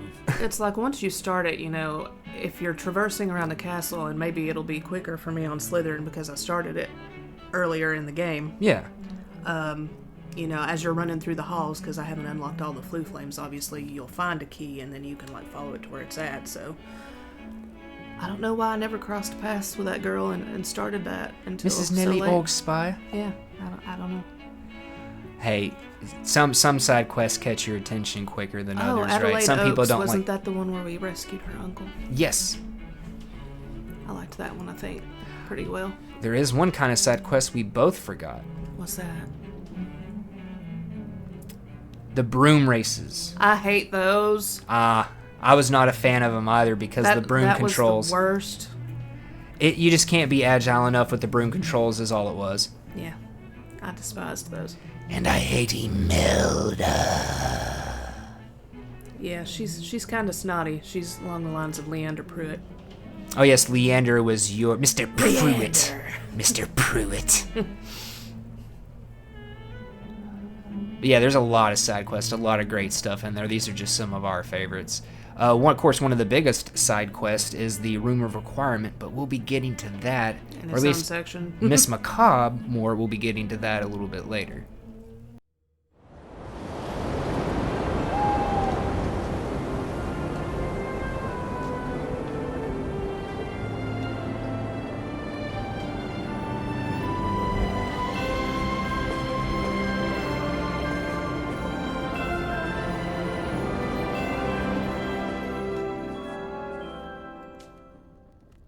Now, all of these quests, the main quests, the side quests, the relationship quests, they take you out into the world and throughout the world.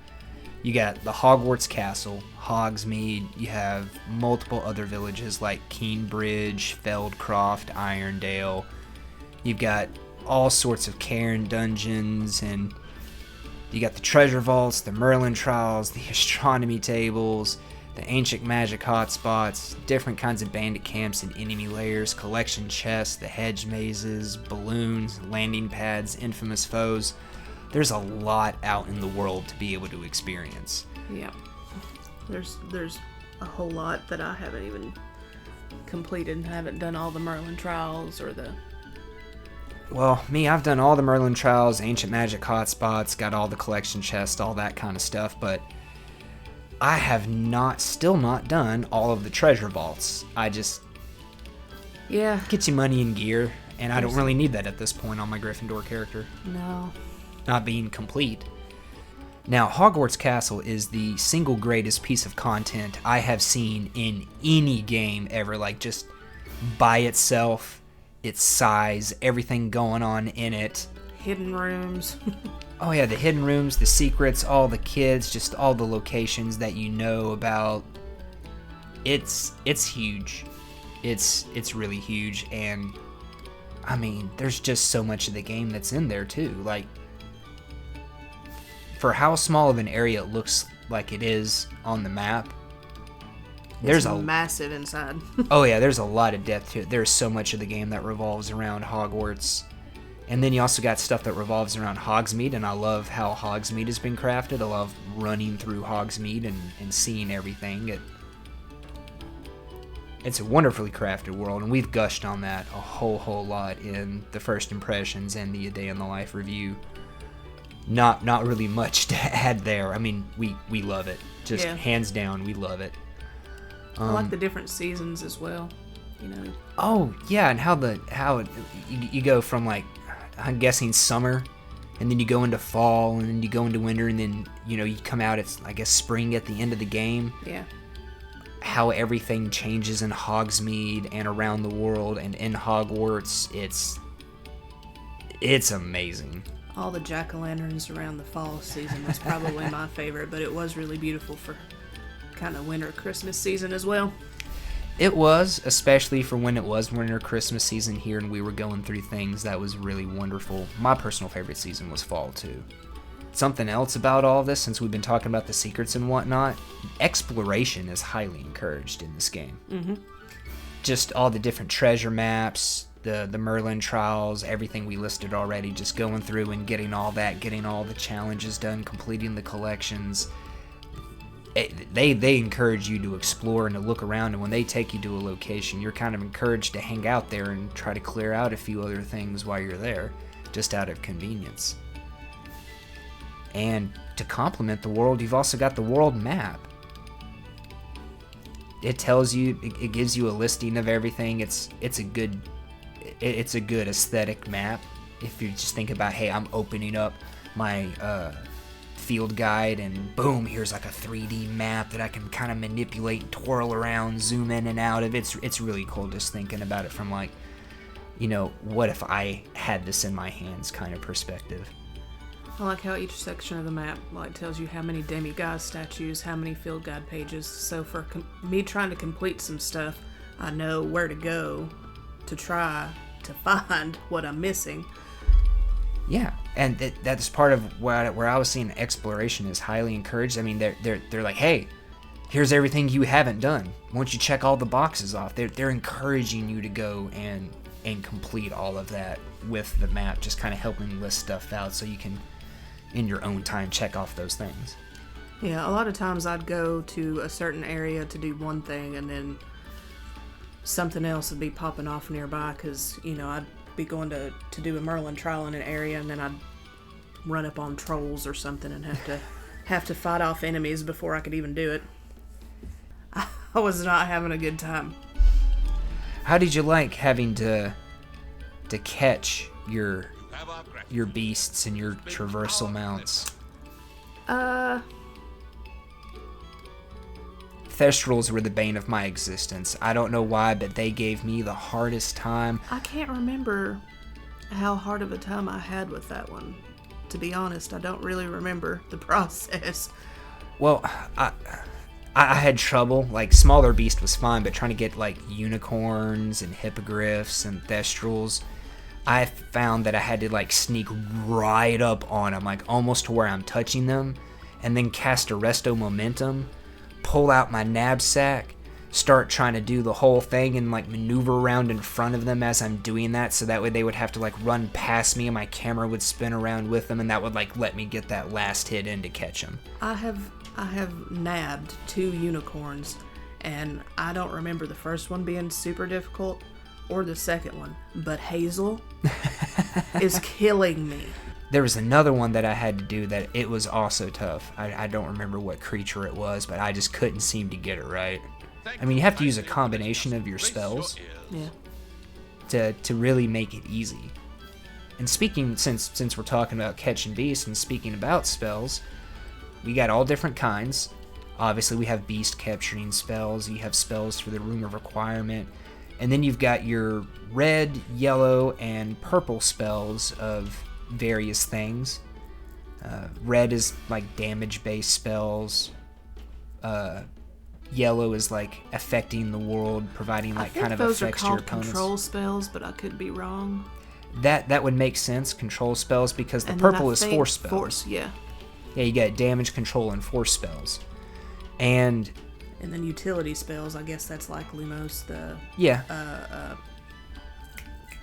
Disillusionment, Reparo, and Wingardium Leviosa. And then there was like, was it called the essential spells, like the stuff that didn't go into a spell slot, like Petrificus Totalis, Revelio, the Dodge, Protego, and Stupefy.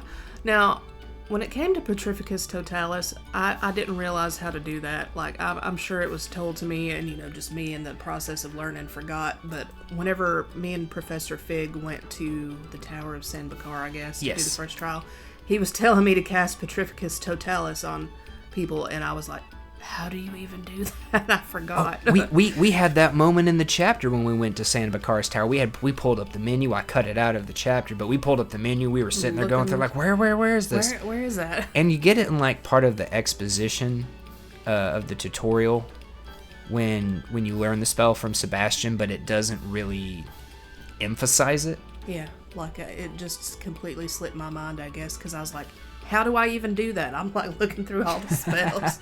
I was like, I don't see it.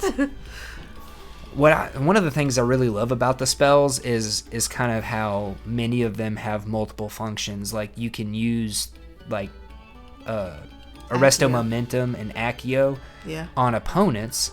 You can also use it on magical beasts to try to help making them catch them more easy.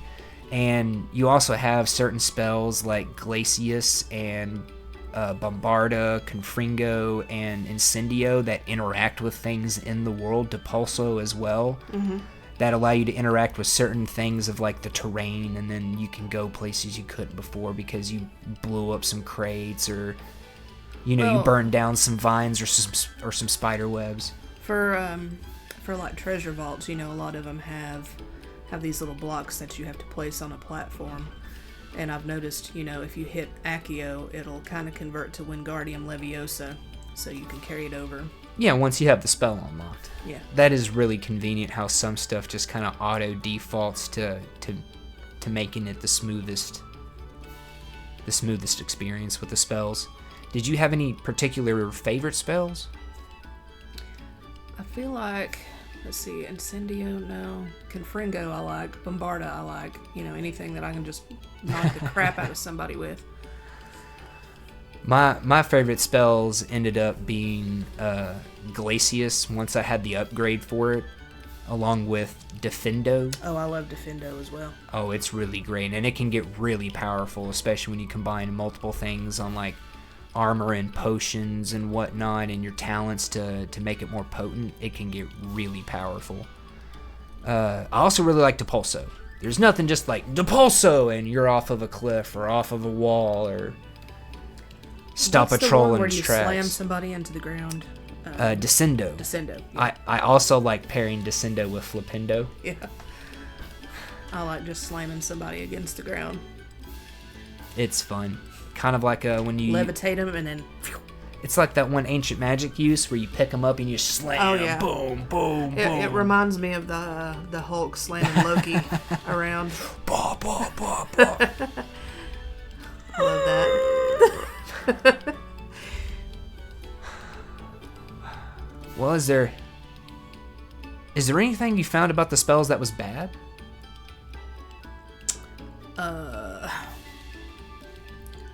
I don't really recall right off the top of my head. I have a complaint or two about a couple of their recharge rates. Yeah. But I mean, just use a focus potion. Yeah. Now we mentioned talents when talking about the spells because talents upgrade our spells. Yeah. And they make them more potent, allow them to do extra things. Talents I thought they were a really great addition to the game. It's kind of like a skill tree, if you will, only it's like a skill enhancement tree as opposed to I unlock this skill. Yeah. It's I'm going to enhance this skill kind of thing. You can enhance your dodge, protego, stupefy. You can enhance your potions. You can enhance your plants. You can increase the range of Revelio, unlock new spell sets, just a whole lot of stuff. And there's even stuff to help like making curses and the dark magic spells even more powerful and to like give dark magic functionality to spells that usually don't have it. Yeah. I can't remember which one it was, but whenever I protego, it would put that green kind of X mark on them. Yeah, cursed them. Yeah. Yeah, there's all sorts of stuff that I saw that you could do in the Dark Arts tree. I never really explored it on my Gryffindor character. My Slytherin character will be heavily taking use of that. Yeah. She'll also be learning the Forbidden Curses. Talents, I thought that they were really great. I do think that some of the... I mean, we're getting ready to get into combat, so I'll just go ahead and segue with this. I really don't think the potions need any talents to enhance their effectiveness. And transitioning into combat, the reason I don't think the potions need anything to increase their effectiveness is because there was multiple major combat events that I trivialized simply by taking the time to pop all my potions and throw out a couple plants. Yeah. Yeah, like Lord of the Shore. When I went to fight him, I popped a Thunder Brew, and then I popped like, Edurus Maximus Focus, and it would not necessarily in that order. I threw out like two Venomous Tentaculas and then a Chinese Chomping Cabbage, and by the time I threw the Chinese Chomping Cabbage out, I don't even think it had time to attack. Cutscene, he's already halfway down. I don't know what it was with me. like whenever I was fighting any kind of enemy, I didn't use, now sometimes I did use some potions, but I feel like I didn't do it super often, or the plants. Now, whenever it came to trolls, I would yank out a mandrake because I realized that it would, slow them down and make them grab their ears and stuff. The plants I didn't really find overly powerful even once you enhanced them with talents. It was mainly the potions. Now, I guess you could say the venomous tentaculas in my example of the Graphorn boss fight, capturing Lord of the Shore for the 4th trial. I guess you could say maybe they were a little overpowered too, but I also had stuff on my armor buffing up the plants too. For the potions, all I had was the talents. Yeah. And Oh, you are too kind. We thank you. I had to consciously restrict myself in my use of potions. And when it came to the Ranrock boss fight, pretty much all I did was, I think I might have used a maximum, maybe a focus, but I pretty much just used a Durst potion because I did not want to trivialize the final boss fight. Yeah. Of course, with the mechanics in it, I realize now I wouldn't have been able to, but still. Yeah. Potions are really powerful. Now your plants, if you pick their talents and you put something on your armor to specifically buff a plant or all your plants, yeah, they can get really potent and they're a really helpful tool. But I don't, even in multi-enemy combat situations, I don't feel that, like, I never had an experience where, like, throwing out a venomous tentacular or two with no potion use, it helped, but it didn't trivialize anything. It's kind of like your character says. I suppose they could prove useful outside of the greenhouse. Nothing wrong with a bit of backup, even if it is from a cabbage. But outside of that, combat is really well crafted. The harder fights, you have to use all of your available things. Like, you got to use your Protego and your Dodge and Stupefy. It's nicely crafted because, as we saw in my first experience with the Percival Rackham's trial in the Tower of MsMakabre, if you don't use all the tools available to you, it can really make you struggle. Yeah. What do you think about combat? I kind of mostly just talk there. Well, like I said, I didn't use plants or potions too awful much. I just always wanted to rely on my spells, I guess. You found that adequate? Was that good enough? Did Yeah. you have a fun, good experience with it? Yeah. I mean, like I said, I'd yank out a mandrake sometimes because that will slow your enemies down a bit. If I remember correctly, you keep expressing to me that you have trouble remembering to both dodge and Protego.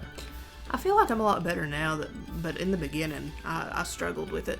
What was it? Just the keys being far away on the keyboard, or yeah, it was just having to remember that you had it? It was a lot to remember because, whenever I play combat games, it was usually something like Mortal Kombat. I didn't have all of these different things to have to try to do. I got you. But once you got used to it? Yeah, it's not too bad. I mean, sometimes I still don't dodge in enough time, or I'll dodge the wrong way, because... Yeah, I've done that so many times. I'll dodge straight into something, not meaning to. I meant to, go to the right. And that's not really good when a troll is charging at you and you dodge towards them instead of to the side. I know all about that myself. There's so many times I've tried to, dodge towards and to the side of them, but it's just nah, homie, nah, ain't working out for you. Right, not forward. The final repository belongs to wizard kind. We would be fools not to work together. What's that you've got there? Might this sudden visit to the Wand Maker have something to do with our mutual pursuit? I have no idea what you're talking about. That repository is my birthright! Charles Rookwood wouldn't have wanted you near it. The arrogance. Should have known better than to try and reason with a child. I've always said, children should be seen and not heard.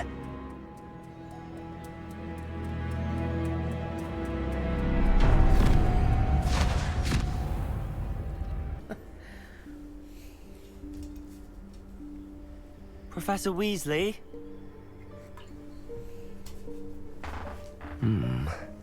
Somewhere away from prying eyes.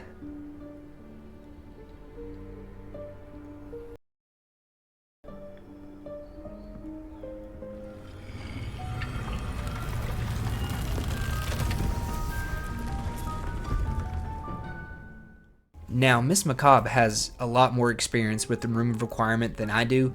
I do have some stuff to kind of maybe tack on or add, and I'll show a little bit of my experience, kind of maybe the final product of me building in the Room of Requirement. I did just the one little wing, and I did it so that way I could kind of talk about things, but not to take away from the stage. MsMakabre, you did the Makabre's Conjurations and what became Makabre's Conjurations and Bestiary. What do you think about the room? You've got experience building in Sims. You've been checking out some other kind of similar games. You like building in other games like Pow World and Ranch Sim. And, well, what did you think of the Room of Requirement?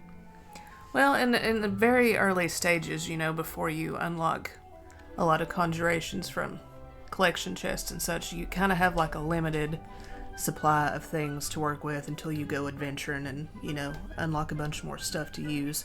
So I know in the beginning I was like, I really don't know what to do. I don't want to keep reusing things. Occasionally there was some bugs. I know I got kind of irritated because you'd maybe want to redo a wall and you'd take all the paintings off said wall and then you couldn't place it back without exiting to the menu and going back in. I've had some issues with paintings kind of disappearing into the wall where the frame is still showing, but the actual painting is kind of like behind the paneling or whatnot. And I had the same kind of issue once with a mirror, where the frame just showed and like the mirror vanished. So there's some bugs here and there. I don't know what else to really say. There was this one big tent, and I wanted to place it outside. When you see in the world, like bandit camps, you can go in these tents, and there's like chests, beds, tables, stuff. And it's like, ideally, I would want to place a tent down and be able to put things inside of it, because you can walk inside of it. But you can't. Yeah, like, I think the tent, you can't put them in the Room of Requirement, but in the vivariums. And it's like, I tried to place one of those down outside, thinking, oh, I can, just put some seats or something inside this tent. No, it wouldn't let you put things inside. Yeah, that is kind of a bummer. We checked that out on one of the more recent Makabre's Conjurations and Bestiary, so shameless plug, go check those out. See how much fun she had building. Now, those bugs we were able to fix most oftentimes with like saving the game, exiting, and coming back into the game. I did experience that one time when I was kind of doing my own little wing for the Room of Requirement. I liked building in it, but where you had mentioned several times in chapters of you can't exactly place things where you want. There's areas that looks like you should be able to put something, but you can't, and you have to like resize it, and then it throws everything off, or you just simply can't put it there. After building, and after this is just a few hours experience, after just a few hours experience in the Room of Requirement, I completely understand why you find that so frustrating. As a viewer, I was like, oh, well, I mean, you can just fix it, come back to it, go around it, no big deal. But when I was doing it, it really got under my skin. Overall, though, I personally really like the Room of Requirement. I'm not as big of like a builder decorator as you are, but I personally really liked it. Yeah. Like what did you think about it overall, since you've got a lot of experience with other games and some that are more detailed, some that are less detailed in their building? What did you think about it overall? Overall, for what it is, I think it's really good. There's just minor irritations here and there. I know whenever I did that cottage outside in the Highlands section vivarium, ideally I wanted to place some other things closer to the house, but you saw how the footprint was, and I could only put the fence that I did around the outside. Yeah, you couldn't put anything inside of like that technical area of its footprint. Inside of that box. Yeah. And it's like, yeah, that was kind of irritating, because I wanted to put like a bench kind of real up close to the house, like you could just come out the door and like sit down, and it just wouldn't let you put things close enough depending on the footprint. And It's just, you know, you had to finesse it sometimes or just do what you're able to do within the confines of how things are set up. I got you. Not trying to put words into your mouth, but trying to see if maybe I can help give a... Like if you were to kind of sort of quote-unquote grade this, give an evaluation, you would say it's good, but got some room for improvement. Oh, yeah, definitely. Okay, I would definitely agree with you on that. And of course, I'm going to be deferring to her expertise because she's the expert in these areas and I'm just kind of the dirty casual, you know what I mean? You were more about the actual gameplay and combat and I'm kind of more about the whole strategy. experience. Yeah. Well, I'm more about the whole experience than I am just one little subset of the experience, right? I do like the utility of the room. It acts as kind of like a base.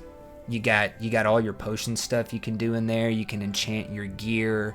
You got your vivariums for the beasts. It's kind of like a variable home away from home. Of course, we've never seen our home, so... Yeah. I like having that little one-stop shop to do all of these things. You know, you don't have to go to the potions classroom to brew a potion. You don't have to go to the greenhouses for herbology stuff, so... Yeah, I do to some part. I like that functionality in the room, but I also kind of wish there was, like, more functionalities to other things, kind of like your bedroom at that point. Yeah. But I wish you could actually sit down on the seats, like, you know, like the little couches that you put in your room. It'd be nice to just sit down or something. Or see Deke sit down in his corner. Yeah. I had to resize chairs to make him a little corner, but... Now, maybe we should have talked about this in side quests, but I loved Deke's little quest chain. I love the quest of finding the room, and then how Deke helps you open up the different vivariums, teaches you about catching beasts, and then you get those side quests that kind of reveal some about Deke's backstory, which, wow, has that guy been through some heartbreak. Yeah. He really has. Man, Tobbs...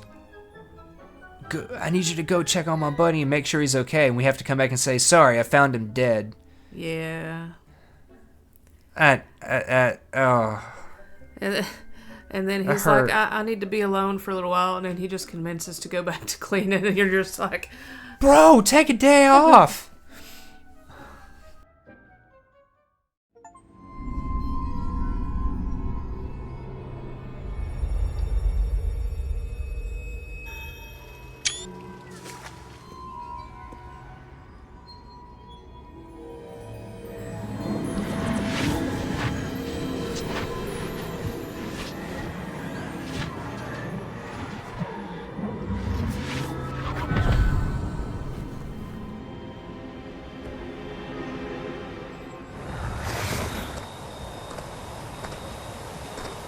Hello? Isadora? Isadora?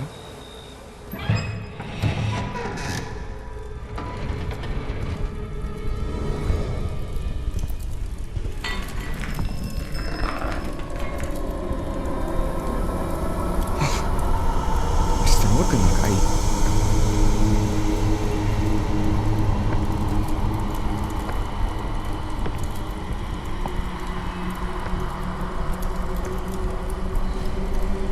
Mr. Morgan?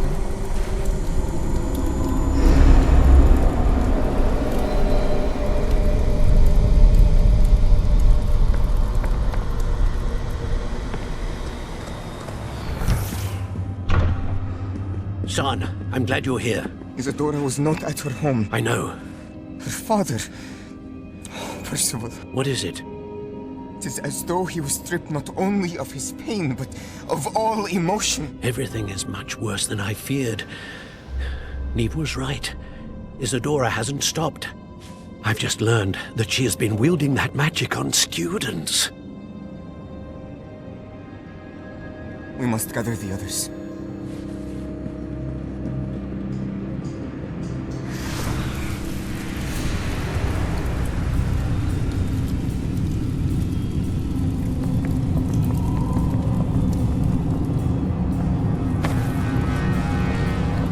I need you to return to your common room, all right?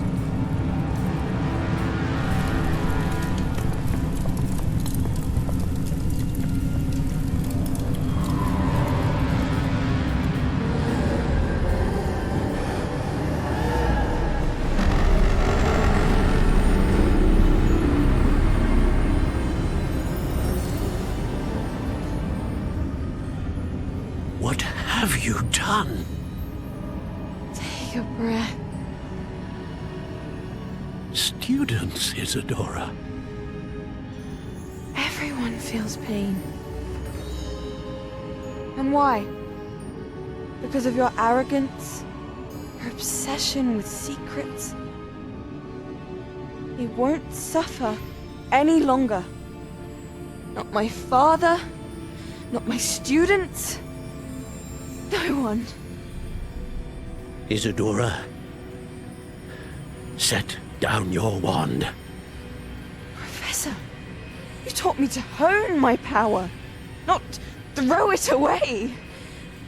I did not teach you this. Expelliarmus!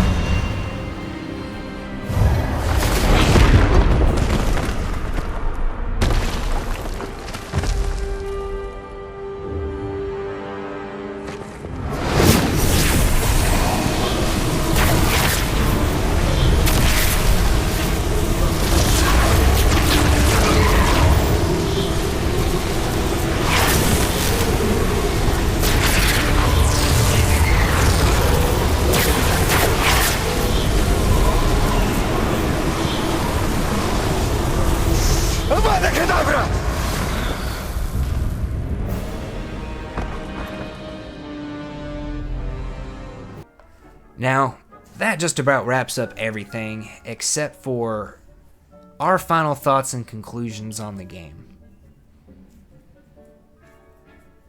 I mean, I like it. I'm pretty sure. I believe you like it. Oh yeah, I absolutely love it. We definitely both like it. I think it's fun. It's a great game. It's the most underrated game of 2023. It's a wonderful RPG. And, well, I guess it's not really an RPG. It's more of an action-adventure story game. But I love all that there is to do. I love that there's 4 different playthroughs. I do kind of wish there was a bit more variance to each house, you know, a little more of an overall Slytherin experience, a little more of an overall Gryffindor experience as opposed to just the one quest, but it is what it is. The relationship quests are great, even though I don't like Sebastian's. Combat's great. I mean, overall, I'd give this game. I recommend this game. If you can pick up this game, especially if it's going to be on sale, you definitely need to do it. Yeah, I think I caught it at what, like $35 or something. I paid $70 for mine, and it had all the extra stuff. You paid like $35 for yours on the Christmas sale at the end of the year, and got it for half of what I got it. Yeah, and I'm still enjoying it, even though I finished, you know, the main story with Gryffindor. Well, you seem like you really like it. Would you recommend it? Yeah. I still dip into my Gryffindor character to try to complete things that I haven't finished yet as far as things on the map. Trying to find field guide pages, but it's keeping you coming back. Yeah, I mean, I've started another playthrough with a Slytherin character, and I assume that I probably will do one for Hufflepuff and Ravenclaw as well. It's definitely a game I'm going to be completing the other playthroughs for when I have some time.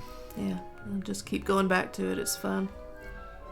I'm not bored of it yet, even though, you know, I've done everything there is to do mainly. It's just a great game that puts a smile on your face. Yeah. Well, it puts some tears in your eyes sometimes too, but that just means they're good storytellers. Yeah. Now, we talked about how much we paid for it. MsMakabre paid $35. I paid $70. That's USD. Now, something I really want to emphasize about this game is its great playtime value. And when I say playtime value, I'm talking about the amount of hours you can get out of this game per dollar spent on it. Whereas I spent $70, I would expect to get at least 70 hours of gameplay out of it. In my opinion, you never, ever, ever want to get less than 1 hour per dollar spent on a game. You want 1 hour of gameplay per dollar spent. And where combined, MsMakabre and I have gotten over 300 hours of gameplay out of it between the two of us, over 150 each. Yeah, you're gonna get your money out of this game, and we got all that, and we haven't even done all 4 playthroughs. There's still more to do. That's another reason I would highly recommend this game, is its great playtime value. But we do want to say thank you to everybody coming out, checking out the A Week in the Life review for Hogwarts Legacy. Long awaited, definitely not overrated, much belated, and definitely worth it, right? Definitely worth it. Make sure to hit that like button. Make sure to hit that subscribe button so you can catch out all of the other reviews that are going to be coming out. And share with your friends. Exactly. Share it around with your friends, especially your Hogwarts classmates. But most importantly, have a wonderful rest of your day. Bye.